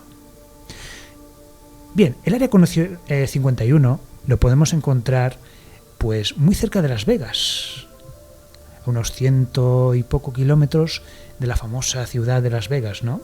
Uh-huh. Está en mitad... Del desierto de Nevada, ¿no? Correcto, en mitad del desierto de Nevada. Es un lugar inhóspito. Estamos hablando de un lugar de... Imaginaos como Asturias, de grande, es decir, impresionante. Muy cerca de allí también se realizaron las pruebas nucleares, que siempre, bueno, no sé si recordáis John Wayne, por ejemplo, que murió a causa de un cáncer, de 200 participantes que hicieron una película sobre Gengis Khan, muy cerca del desierto de Nevada, que rodaron allí, pues más de 90 personas murieron de cáncer por la exposición que allí hubo. Es decir, estamos hablando de un lugar muy peligroso para la salud. Por eso también se extremaban las precauciones en caso de que hubiera tenido mucho éxito este evento de Facebook, que se promocionó en Facebook. Claro, es muy peligroso. Estamos jugando con las vidas de las personas. Bien, estamos hablando de un lugar que hasta el 2013 aproximadamente, Área 51, Estados Unidos decía que no existía. En el 2013 tuvo que reconoció que efectivamente el Área 51 existía. Esto fue un paso clave para todos los eufóricos de los ovnis, de las conspiraciones. ¿Veis cómo existía el Área 51? ¿Lo veis? Y de esta forma estamos hablando simplemente que se trata de una base de la Fuerza Aérea. Claro, una base de la Fuerza Aérea donde se experimentaba, en su tiempo también, con nuevas aeronaves. Aeronaves de todo tipo. Claro, algunas las hacían que no las hemos vuelto a ver porque eran fracasos, pero las gentes del lugar sí que lo vieron. ¿Cuándo tomó mucha fuerza estas leyendas del Área 51? Pues fue en el año 1989. ¿Por qué? Porque surge un personaje extraño, Robert Lazar. Este personaje se presentó a sí mismo como que era un físico que había trabajado en el sector 4 del Área 51 y había dicho que había trabajado en más de 7 naves extraterrestres. Claro, todo esto en aquella época fue un shock impresionante, pero había que averiguar primero una de las cosas. ¿En realidad este hombre trabajó en el Área 51 en el sector 4? Claro, las autoridades dirían que no porque directamente decían que no existía el Área 51, por lo tanto sería una incongruencia decir que este hombre trabajaba ahí con ellos. ¿Este hombre era físico en realidad? Se intentó saber si había estudiado en las universidades que él había dicho que había estudiado. No hay nada en claro. Hay incluso un documental muy interesante, se hace un poco poco pesado en algunos momentos, ¿no? En Netflix, sobre Bob Lazar, en la que, claro, él explica también tiempo después, hay imágenes también de entonces, en el año 1989, incluso se explica que él fue condenado en aquellos años también como proxeneta. Es una curiosidad muy interesante porque veréis dónde quiero llegar. Fue condenado como proxeneta y la policía, por supuesto, quiso saber quién era este hombre que había hecho. No supieron saber si de verdad había estudiado o no en la universidad. En ese momento que a él lo detienen, él hubiera podido explicar perfectamente, no, si todo esto es inventado, yo soy un panadero de Wisconsin y me vine para aquí o lo que sea. Pues no, ese se mantuvo en sus 13 explicando todo esto, que él había trabajado en este área. Había estado trabajando en unas naves aeroespaciales en la que la tecnología humana era imposible que llegara a esos conocimientos. ¿Y qué estaban haciendo? Empleando esa tecnología extraterrestre para aplicarla aquí, a una tecnología humana. También cuenta que vio unos microsegundos, muy de pasada, una vez que se equivocó de unas puertas, que entró un ser extraño, tomado en una... sería directamente en una zona de trabajo, en una cama, rodeado de doctores con batas y que le estaban realizando pruebas. Un ser muy extraño, alargado, la cabeza grande, etcétera. Eso siempre cuenta, y muchos años después, cuando se realizó que estamos hablando de esta serie, ¿no? de Netflix, él dice que fue unos microsegundos que exactamente no sabe lo que vio, pero vio algo. Claro, a partir de aquí, muchos conspiranoicos dicen que verdaderamente allí se escondían extraterrestres. ¿Recordáis el episodio de Roswell, Nuevo México, por ejemplo? Pues al principio dijeron que se habían escondido los restos en el área 51. Todo esto se fue haciendo una bola cada vez más grande, más grande. Llegamos hasta el punto de que muchos del lugar, una carretera principal que pasa a unos escasos kilómetros de estos lugares, de la entrada de estos lugares, habíamos hablado anteriormente, que es un lugar enorme y seguramente con muchos complejos difuminados dentro de este área. Claro, veían cosas extrañas, sobrevolando. Y todo esto llega a un punto en que un chaval de 20 años se le ocurre, en junio de este año, del 2019, Matty Roberts, decir, vamos a ver extraterrestres. Propongo ir al lugar, al área 51, cuantas más personas mejor. Claro, este chico lo que hizo fue una página de humor, porque incluso decían, por ejemplo, que no nos podrán coger porque iremos como Naruto. Naruto es un personaje manga que corre con los brazos extendidos hacia atrás, la cabeza hacia adelante, como si fuera un torpedo, y va corriendo. Otros también decían en la misma página que, bueno, si vamos con nuestros cigarrillos electrónicos todos, millones de personas, con el humo no nos verán y podremos entrar dentro del lugar. Pero hay ese gran misterio que tenemos hoy día, que son las redes sociales, que son Facebook, que todo es que no lo creemos casi todo. Es que cualquier persona se inventa iba a decir una burrada, no, pero una tontería que se inventa y hay gente que se lo cree. Pues hubo gente que se lo creyó. Ese es el problema. Ese es el gran problema de hoy día. Hay gente que se lo creyó. Y claro, hay mucho friki capaz de todo. Y había ese miedo, porque más de 3,5 millones de personas dijeron al evento que iban a ir. Imaginaros un pueblecito de apenas unas 40 personas, que es el último pueblecito antes de llegar al área 51, asustados los días anteriores, porque claro, saber, si viene toda esta gente, claro, por ejemplo, de bebida, de dónde van a hacer sus necesidades, esto va a ser un caos enorme. Claro, el gobierno se preparó, las cosas estaban preparadas por si acaso. Los peligros, claro, estos inconscientes no saben que hay muchos peligros, no los iban a dejar pasar, eso para empezar. Luego, porque no hay un camino directo que lleve, porque los trabajadores de la 51 van en avión. Los caminos es un desierto totalmente, como si hicieras el Dakar directamente, o sea que muchos coches no podrían llegar a este evento. Pero, claro, la preocupación estaba ahí, es decir, ¿y si se van a juntar aquí, no 3 millones, pero yo qué sé, 100.000 personas, y aquí se lía una que vamos, que acaban todos los pobres o muertos, heridos, y aquí pasa algo? Incluso el evento desapareció de Facebook. Facebook lo hizo desaparecer, seguramente por órdenes de arriba. Igualmente, los que habían promocionado todo esto, Matty Roberts, que hemos hablado, ¿no?, de este chaval anteriormente, pues hizo que en un lugar muy cercano, no en el desierto, sino en un lugar cercano a Las Vegas, etcétera, hacer un encuentro de música. Con ovnis, para hablar de sus temas y todo eso, que eso ya fue mucho más aceptable. El resultado fue mucha expectación, eso ya lo hemos visto, mucha expectación, y al final unos tristes 5 detenidos que no pasaron de la alambrada. Hubo mucho respeto, los que fueron, muchas fricadas también, vestidos extraterrestres, etcétera, sus jueguecitos, etcétera, pero por fortuna al final no pasó nada. Pero es que, aparte de hablar todo esto, en los últimos tiempos se ha confirmado que el fenómeno ovni vuelve a estar al día.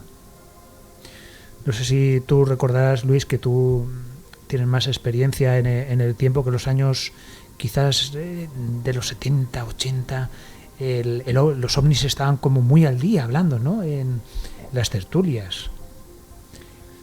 Quizás hoy día eso se había dejado un poco de banda, ¿no? No era tan... Mira, cuando estaba en el cole, no recuerdo la edad que tenía, pero échale 12, 11, y teníamos que hacer un trabajo y defenderlo en la clase. Entonces ocupábamos la silla y la mesa del profesor y defendíamos el trabajo, ¿no? Y me acuerdo que yo elegí el de los ovnis. Y recuerdo que fui con mi madre, me recorrí las librerías de Mataró para buscar libros de ovnis y no encontré. Encontré uno malo, que se llamaba, si no recuerdo mal, OVNIS, Tropos, Universo Paralelo. Algún artículo de alguna revista. Eran tiempos de Franco, ahora que me acuerdo. Sí, claro, sí, Franco parece que murió en el 75, ¿no? Correcto. Pues yo debería tener 11, 12 años, ¿no? Y no había prácticamente nada. Pero sí que es cierto que en los años 80, después, hemos hablado alguna vez, que yo me suscribí a la revista Mundo Desconocido. Fue un poco el despegue, ¿no? Aquí y fue en España. El despegue, ¿no? Yo creo que Mundo Desconocido y otras revistas pues iniciaron un poco el mundo del misterio en España, y ya entramos en la democracia, podía llegar ya información exterior, ¿sabes? Y empezó ese mundo, ¿no? Yo creo que el mundo de los ovnis siempre ha estado latente, más o menos latente, pero ahora es que el propio ejército americano, porque mira que el ejército chileno, me parece, y algunos expedientes que también Inglaterra pues ha abierto, etcétera, etcétera, pero yo creo que la olla la ha abierto ya definitivamente la Armada, ¿no?, americana, cuando ha dicho que en el cielo hay objetos no identificados. Los llama de otra manera, que ahora no recuerdo cómo se ha llamado, pero que sí hay objetos no identificados. Que Michio Kaku, por ejemplo, dice que podrían ser incluso drones, Sí. con una tecnología que van los tíos que vuelan y que pueden hacer unas maniobras que los aviones no pueden hacer. O sea que no es descartable que esa tecnología proceda del ser humano, ¿no? Es que para que un gobierno como este de Estados Unidos acepte y diga que 3 vídeos que circulaban por las redes desde hace muchos años, algunos desde el año 2004, digan que no tienen idea qué son, que son para ellos, en este caso, con otro nombre por supuesto, son ovnis, objetos que no tienen identificados, que vuelan unos 3. Y no solo eso, otro dato muy importante es que han conseguido oficialmente, estamos hablando oficialmente, con luces y taquígrafos, han conseguido una partida de dinero del Congreso para estudiar el fenómeno ovni. Es realmente impresionante como en los últimos tiempos, el último año, los últimos meses, está a toda velocidad todos estos sucesos, como un gobierno como Estados Unidos tan cerrado, ¿no?, en estos asuntos, porque de alguna forma no sabe lo que son. No estamos diciendo que sean extraterrestres, ni ellos lo dicen que sean extraterrestres. ¿Objetos? Son objetos desconocidos, que no desconocidos. Pero claro, por supuesto, la gente que sí que cree en estos ovnis les ha dado vamos, una puerta, un pasillo ahí para entrar y un tema como si estuvieran ya en su casa, ¿no? En este año. Pero el tema es, ¿por qué Estados Unidos ha cambiado de rumbo? ¿Por qué ahora empieza? Porque podía seguir con el rumbo de siempre, o no meterse, simplemente, o... 2013, hasta 2013, no existe el Área 51, 2013, sí existe. Bueno, y ahora, y los objetos volantes también eran muy críticos, entonces se buscaban explicaciones a todo, etcétera, etcétera, y ahora hay un cambio de postura, anda, pues sí, hay objetos. Ah, mira este, porque uno de los vídeos que he visto yo, mira cómo gira. ¿No? El piloto dice, anda, mira cómo gira, está moviendo, está girando, ¿sí? Y lo están siguiendo. Hay un fenómeno que yo creo que vale la pena hacer, porque, claro, estamos hablando que los años 70, 80, 90, el control quizás de la tecnología lo tenía el gobierno. Tenía la NASA, lo tenía el gobierno. Pero es que hoy día hay empresas privadas que tienen una tecnología quizás mucho más avanzada que el gobierno la desconoce, el gobierno de Estados Unidos. Estamos hablando, por ejemplo, que Jeff Bezos, no, por ejemplo, de Amazon, quiere llegar a la Luna y, o sea, toda esta gente tiene Tesla ha ¿no? lanzado un coche a Marte. Sí. Pero, por ejemplo, hace pocas horas, por decirlo así, porque ha sido ayer o antes de ayer, Google ya está haciendo operaciones cuánticas, a nivel cuántico. Y esto quiere decir, o sea, que ellos van mucho más avanzados que cualquier otra tecnología, cualquier otro organismo en ese sentido. Pero operaciones cuánticas a niveles que ni los propios ingenieros ahora mismo de Google comprenden. Que es lo que... Y este es el secreto, claro, porque después de mucho pensar, claro, te das cuenta en esa etapa que antes el gobierno tenía controlada toda esta tecnología porque salía precisamente de sus organismos, pero ahora no. Quizás, yo lo siento, no quiero chafar a los que piensan que existen los ovnis extraterrestres, porque no lo sabemos, pero quizás otra de las hipótesis es que han perdido el control de todo esto y es una forma de decir, ayudadnos a saber qué es eso, porque hay empresas privadas que nos pueden pasar por encima. Está cambiando la sociedad. Los gobiernos ya no tienen ese poder que tenían antes. Yo voy a... El dinero está ya casi más fuera que en las propias administraciones también. Y si vamos a Marte, por ejemplo, no será simplemente por dinero de estados, habrá capital privado, que también invertirá, ¿no? Hoy por hoy a los estados, a los países les da un poco igual lo que pase fuera. Yo creo que esto es más una cortina de humo que no realmente que esté pasando algo extraordinario, en el sentido de que realmente sean extraterrestres o haya cosas fuera de lo que se conoce. Ya lo ha hecho el gobierno de Estados Unidos en varias ocasiones cuando hace clasificaciones puntuales para tener ese pan y circo, entretenimientos, cosas que hacen desviar la atención precisamente de cosas que está haciendo, pues como por ejemplo esta misma semana Trump, el gobierno de Estados Unidos, con los aranceles que le ha impuesto a Europa y otras cosas que normalmente lo que hace es esto, desviar la atención. Fijaros que esas noticias salen también al poco de lo del Área 51, un poquito antes, como intentando desviar siempre el tema, y creo que esta vez vuelve a ir por ahí. En esta ocasión, Pablo, la verdad es que no lo sabemos, pero teorizando un poquito, ya no estamos en esos bloques no de comunista y capitalista, OTAN contra... Claro, que había muchísimos engaños, ¿no? Que era una forma de enseñarles, mira, aquí tengo un papel blanco, pero por detrás es lo que me interesa y ese papel que me vas a firmar y lo que yo quiera y tal. Yo creo que estamos en otro fenómeno. Yo creo que es otro fenómeno porque las pruebas evidentes, porque, a ver, el gobierno de Estados Unidos tiene muchísima más imaginación para algo que ha negado durante muchísimos años de inventarse otra cosa para distraer la atención. Sí, por supuesto. Lo podría hacer perfectamente. Pero también la tiene para hacer esto. Por eso no digo que no sea verdad y que ojalá yo sea el que se equivoca y que de verdad estemos ante algo extraño y que vaya más allá de algo creado por el humano. Pero algo me dice que no. Es intuición, no tengo datos tampoco. Sí, quiero decir, no... Es que hay muchos pilotos, militares y civiles, que han visto cosas raras. Por supuesto. Claro, que no es el gobierno. Claro. Y, por ejemplo, algún caza, algún piloto que ha llegado a decir, todas las actuaciones nuestras se filman. Y no salen a la luz las filmaciones. No, sí, aquí tenemos casos como el de Manises y Lerdo de Tejada y muchos pilotos que Existe ese famoso caso del caza, ya no el de Manises, sino el caza, aquel que persiguió otro objeto que no es tan famoso y que escuchaba por la radio voces. Cosas raras pasan, si no voy a ser yo el que lo niegue. O sea, de hecho, yo le hice, mi segundo programa de Los Misterios nos miran, precisamente fue el Área 51. Y otro también dedicado a los ovnis. Pero sí que creo que hay más tema humano detrás que no sí, yo no hablo de que no haya tema humano, ¿no? Sino simplemente que hay cosas que no se desvelan por los motivos que sean. Por supuesto, sí, sí. Y que hay tecnología que seguro que existe y nosotros no la conoceremos hasta dentro de unos años porque no interesa conocerla ahora. Por supuesto. Y algún día saldrá. Y fijaros que siempre nos dan las cosas, por ejemplo, ahora el camino es que los combustibles fósiles desaparezcan y le están poniendo plazo, 20 porque años. Está en declive ya, claro. Es evidente que lo que está pasando en la naturaleza es manifiesto. Claro. O sea, están pasando cosas graves y fenómenos naturales graves. Fíjate en España, por ejemplo, ¿no? Por decir algo, es decir, lo que está pasando, ¿no? Sí, sí, sí. Y lo que estará pasando en otros lugares. Es decir, esto hay que cambiarlo.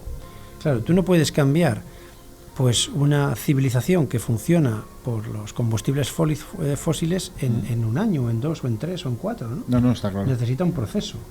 Pero que hay tecnología seguramente muy interesante para no depender de los combustibles fósiles, pues seguramente que sí.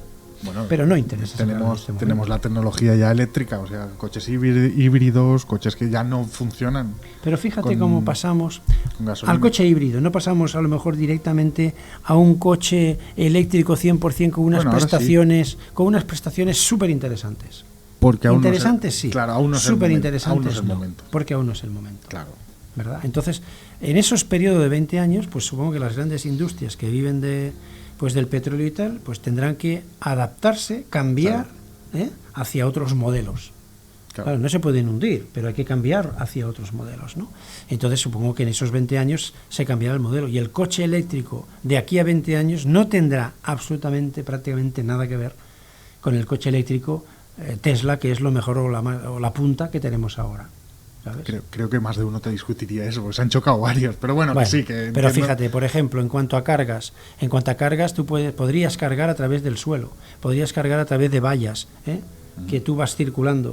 O sea, los vehículos, fíjate, podrían tener como toberas que recogieran la entrada del aire cuando tú estás circulando, como hace la Fórmula 1, y con eso aprovechar la energía. Autoalimentarse, por Autoalimentarse. Es decir, tú necesitas generar más energía de la que consumes, ¿verdad? Entonces hay sistemas para generarlo. Tú puedes tener toberas ahí que están generando energía. Las ruedas corriendo te están generando energía, porque tú puedes tener ahí sistemas de recaptación. Puedes coger el aire.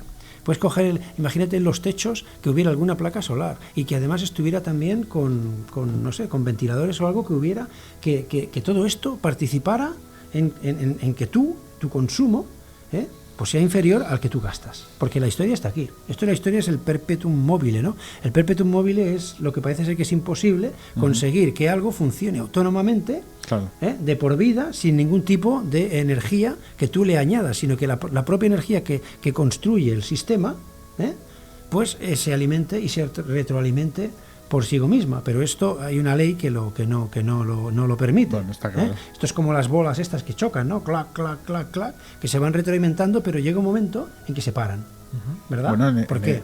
Porque en España tenemos el famosísimo motor de agua. Por ejemplo. Que no sé no sé hasta qué punto era veraz, no era veraz. La historia dicen que es verdad, dicen que el hombre metió agua en ese motor, bebió de ese agua y esa moto funcionó, no lo sé. El franquismo dicen que lo tapó. También era otra época, precisamente, ya no porque fuese la dictadura, que también, sino económicamente España... Pero en aquellos años que yo me acuerdo hasta haber visto el programa en el cual quería demostrarlo y no le arranca el motor en la tele. Claro. No le arrancó en la tele. Sí, lo sé. Que lo vi, ese programa, ¿no? Cuando él venía con, esto tal, y arranca y no sé qué y tal. Que también era directísimo, creo, el programa, si no recuerdo mal. La cuestión es que no funcionó delante, pero ¿qué pasa? Tú imagínate que funciona todo el mundo con gasolina, ¿no? Y que de golpe y porrazo venga y diga, no, si esto funciona con agua. Claro. Hombre, esas empresas se van a la quiebra. Es que es evidente, ¿no? Sospechosamente regaló la patente, porque era muy buena persona, dicen. Entonces, eso es lo oficial y no lo digo con recochineo, que lo diga con el tono. Que han sido compradas y están en el baúl de los recuerdos simplemente para que no formen parte de la tecnología actual, ¿no? Y cuando llegue el momento, pues saldrá, ¿no? Claro, es que estamos hablando de extraterrestres y fijaros cómo es esta mesa de Sol Invictus. Nos vamos a cosas, primero, que pueden ser más reales, una tecnología todavía desconocida. Y para llegar a este punto, imaginaros, estamos hablando de estas empresas privadas que están recogiendo, ¿no?, lo que eran antes los gobiernos. Estamos hablando de que, os voy a confesar una cosa, pronto quizás en esta temporada vamos a tener un invitado que está trabajando en Amazon, muy arriba, bastante arriba, y para venir aquí a hablar con nosotros a la radio ha tenido y está haciendo unos trámites enormes, desde firmar contratos, qué puede decir, qué no puede decir, hacer formaciones de comunicación, de qué puede decir, no puede decir. Claro, yo he hablado con él de forma privada, me puede contar hasta donde me puede contar, pero os puedo asegurar que la tecnología que tienen estas grandes empresas, Amazon, Google, etcétera, como has dicho antes, Pablo, están a 20 años de lo que estamos ahora mismo. O sea, lo que vendrá de aquí 20 años, ellos ya lo tienen. Ya lo tienen. Ellos ya lo tienen. Es realmente impresionante lo que nos viene encima de la tecnología que hay. Por eso, la explicación más sencilla es pensar que todos estos avistamientos extraterrestres vienen marcados por estas empresas privadas que hacen también, pues, sus experimentos y intentar de alguna forma ganar dinero con nuestras nuevas naves o lo que sea. Es la explicación más real y más sincera. Pero hay otras. Claro, es que precisamente Amazon es un claro ejemplo, ya que lo dices, ¿sí? Porque está y en países está haciendo pruebas de drones que están entregando los paquetes ya en tu terraza, o sea, o incluso ya se está pidiendo para que puedan entrar, para que el repartidor pueda llegar a tu casa y entrar dentro, o sea, una serie de avances que yo creo que están muy relacionados con esto. Pero es que Amazon es mucho más que repartir. Sí, por supuesto. Y todo eso. Tiene unas tecnologías que no las podemos imaginar. Ojalá acaben estos cursos de este compañero que pronto quizás nos visite esta temporada y de verdad vamos a quedar alucinados con todo esto. Y decíamos que, claro, no es la única explicación que puede haber de estos ovnis, ¿no? Por supuesto que no, hay muchísimas más. Siguiendo, por supuesto, alguna idea. A ver, lo más lógico, si son ovnis, puede que sean extraterrestres. Sí, claro. ¿Y por qué no? Puede o ser. No, o sí. Es que no se sabe. O no. Yo, a ver, que particularmente todos tenemos nuestra opinión. Yo particularmente creo que no. Pues yo creo que sí, ¿ves? ¿Ves? No, pero bueno, yo Eso creo es que puede interesante. ser las dos cosas. Yo creo que hay la tecnología suficiente para establecer aparatos por ahí volando que son nuestros y que están ahí ocultos y que se ríen de los aviones, por ejemplo. Pero claro, es que esto de los ovnis ya viene de cola y cola, ¿sabes? No viene de ahora, ¿no? Y luego otra cosa, pensar que porque el universo es tan grande, tan vasto, que pensar que somos los únicos que vivimos aquí, vamos, a mí me parece un ejercicio de soberbia extraordinario. Es decir, si las condiciones de vida se han dado en este planeta, ¿por qué no se pueden dar en cualquier otro planeta? Bueno, entre los... Carl Sagan hablaba sobre eso. Precisamente decía que si este planeta está habitado, ante 1.000 millones de planetas, y este está habitado, es algo completamente extraordinario, tanto si hay vida como si no la hay. En cualquiera de los dos casos, exactamente es eso, es extraordinario. Evidentemente es muy egoísta pensar que estamos solos. Evidentemente. Es matemáticamente, yo creo que imposible que no se haya dado con la inmensidad del universo otra situación como esta. Ahora bien, que hayan llegado hasta aquí cuando nosotros, por ejemplo, con la cantidad de años que llevamos sobre la Tierra, nuestra evolución es muy lenta, es verdad. O sea, nosotros hemos aprendido a hacer cosas prácticamente ayer, porque si os fijáis, y siempre ponemos el ejemplo, hasta que no llega la tecnología como es la computacional, el ser humano avanza al tran-tran. A partir de que llega la tecnología computacional, avanzamos de una forma salvaje, hablando claro. Y lo más lejos que hemos llegado es más allá de Plutón, no mucho más. Bueno, estamos saliendo ahora de nuestra puede haber órbita. algún tipo de vida que nos lleve 20.000 vueltas. Sí, por supuesto. Y también, Podría.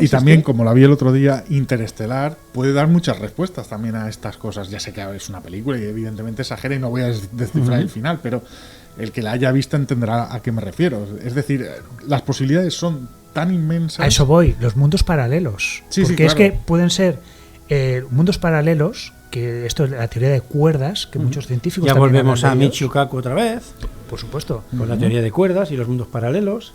Es decir, puede ser... Y a Interestelar, que Claro, también me sirve. Otras dimensiones, También sirve. claro. Sí, sí, Y porque- esas dimensiones pueden ser una especie de, vamos a decir, los fallos o que podemos ver esos otros mundos, no lo sabemos, pero sí que es verdad que de la teoría de cuerdas hablan muchos científicos, que hay unos mundos paralelos a este.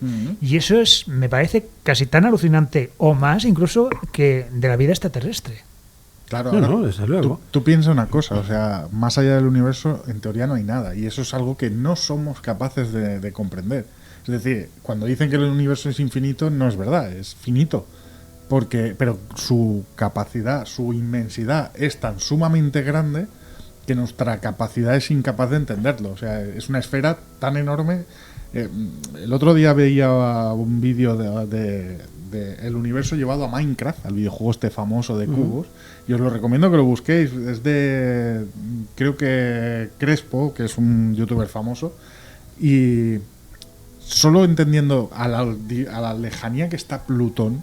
O sea, es que pensemos, insisto, que nuestra sonda más lejana está a 20 años de aquí. O sea, ha tardado 20 años en salir de nuestro sistema solar, sí. que es nada. Entonces, entender el universo es imposible.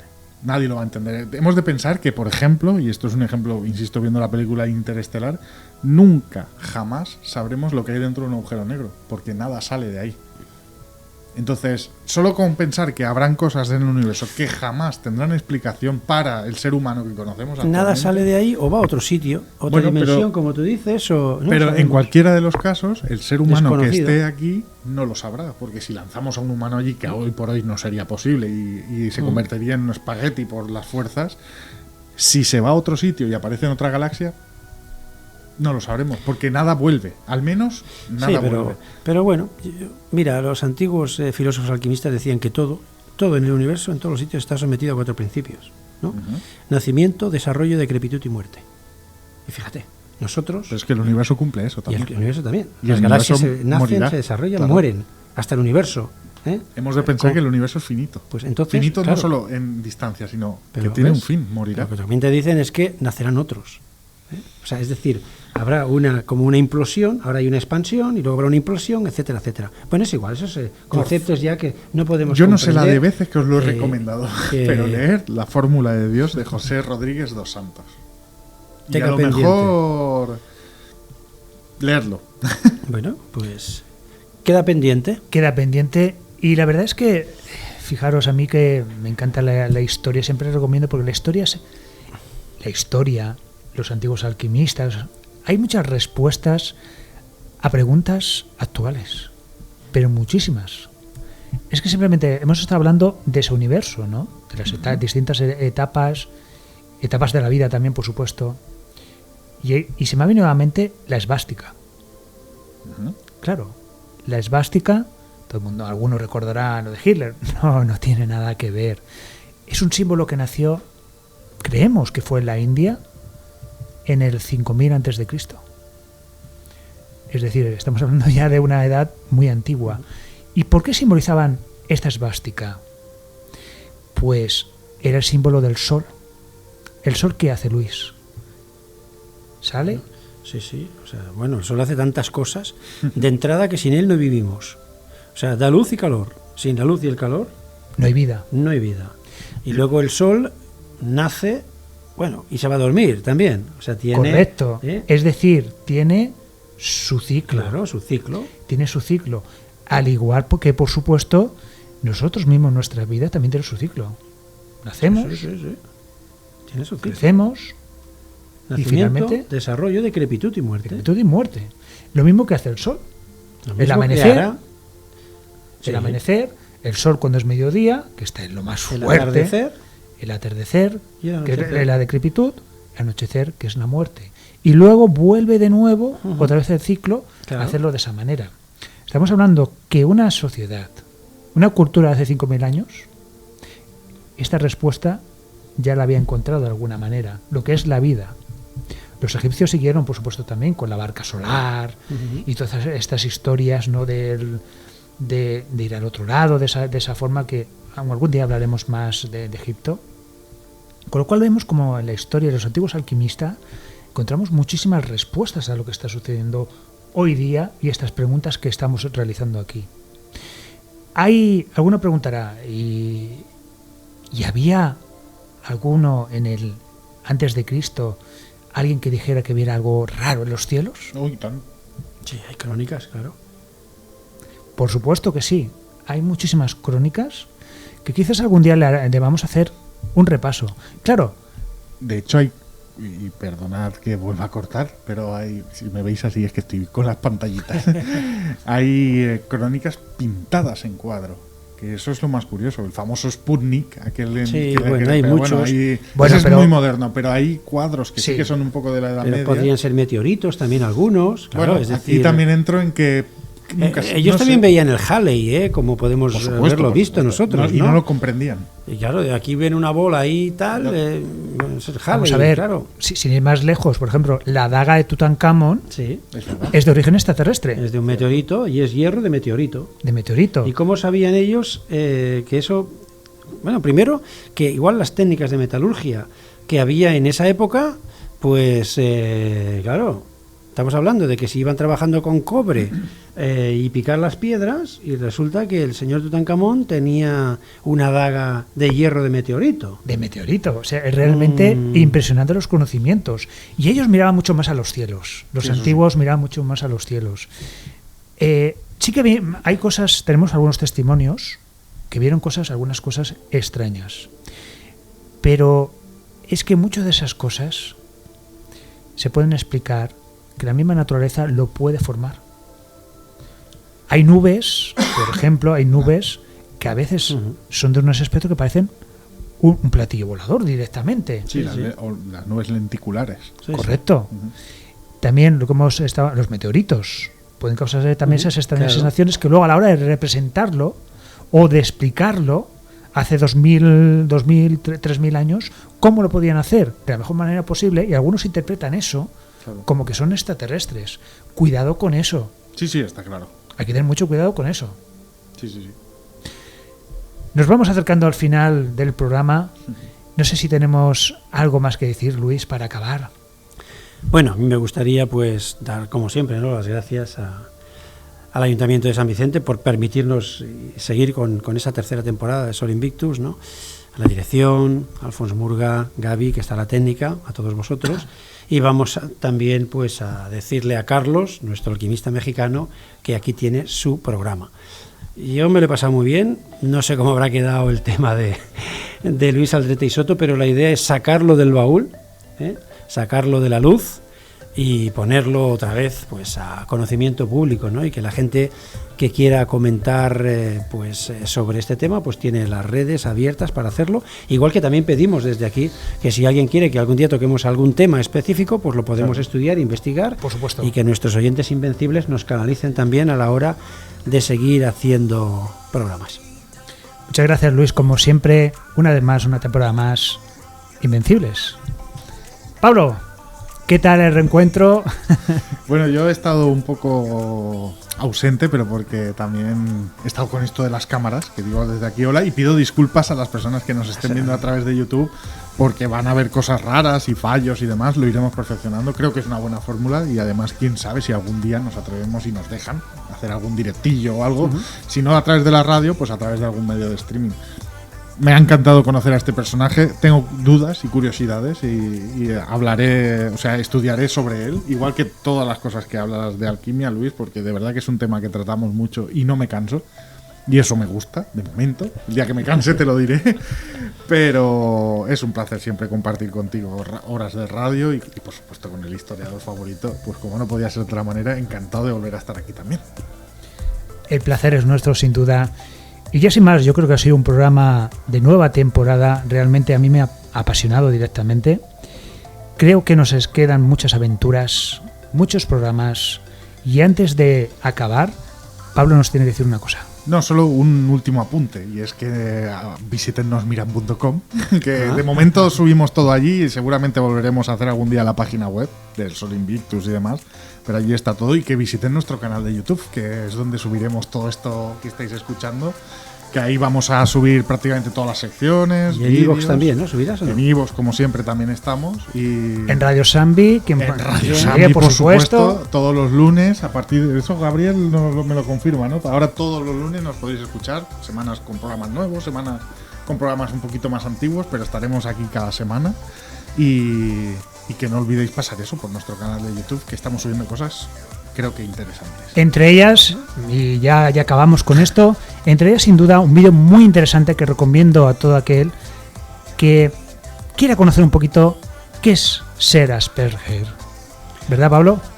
Bueno, es una serie de vídeos que voy a ir realizando. Ya he hecho el primero en el que digo que soy Asperger, o Asperger, porque ese va a ser mi latiguillo, y estaré encantado de compartir con vosotros las experiencias de un Asperger adulto y qué se siente y cómo se vive. Queda pendiente el tema. Queda pendiente un programa sobre Asperger. Queda pendiente el tema, sin duda. Ya nos quedamos sin tiempo. Muchísimas gracias. Siempre invencibles.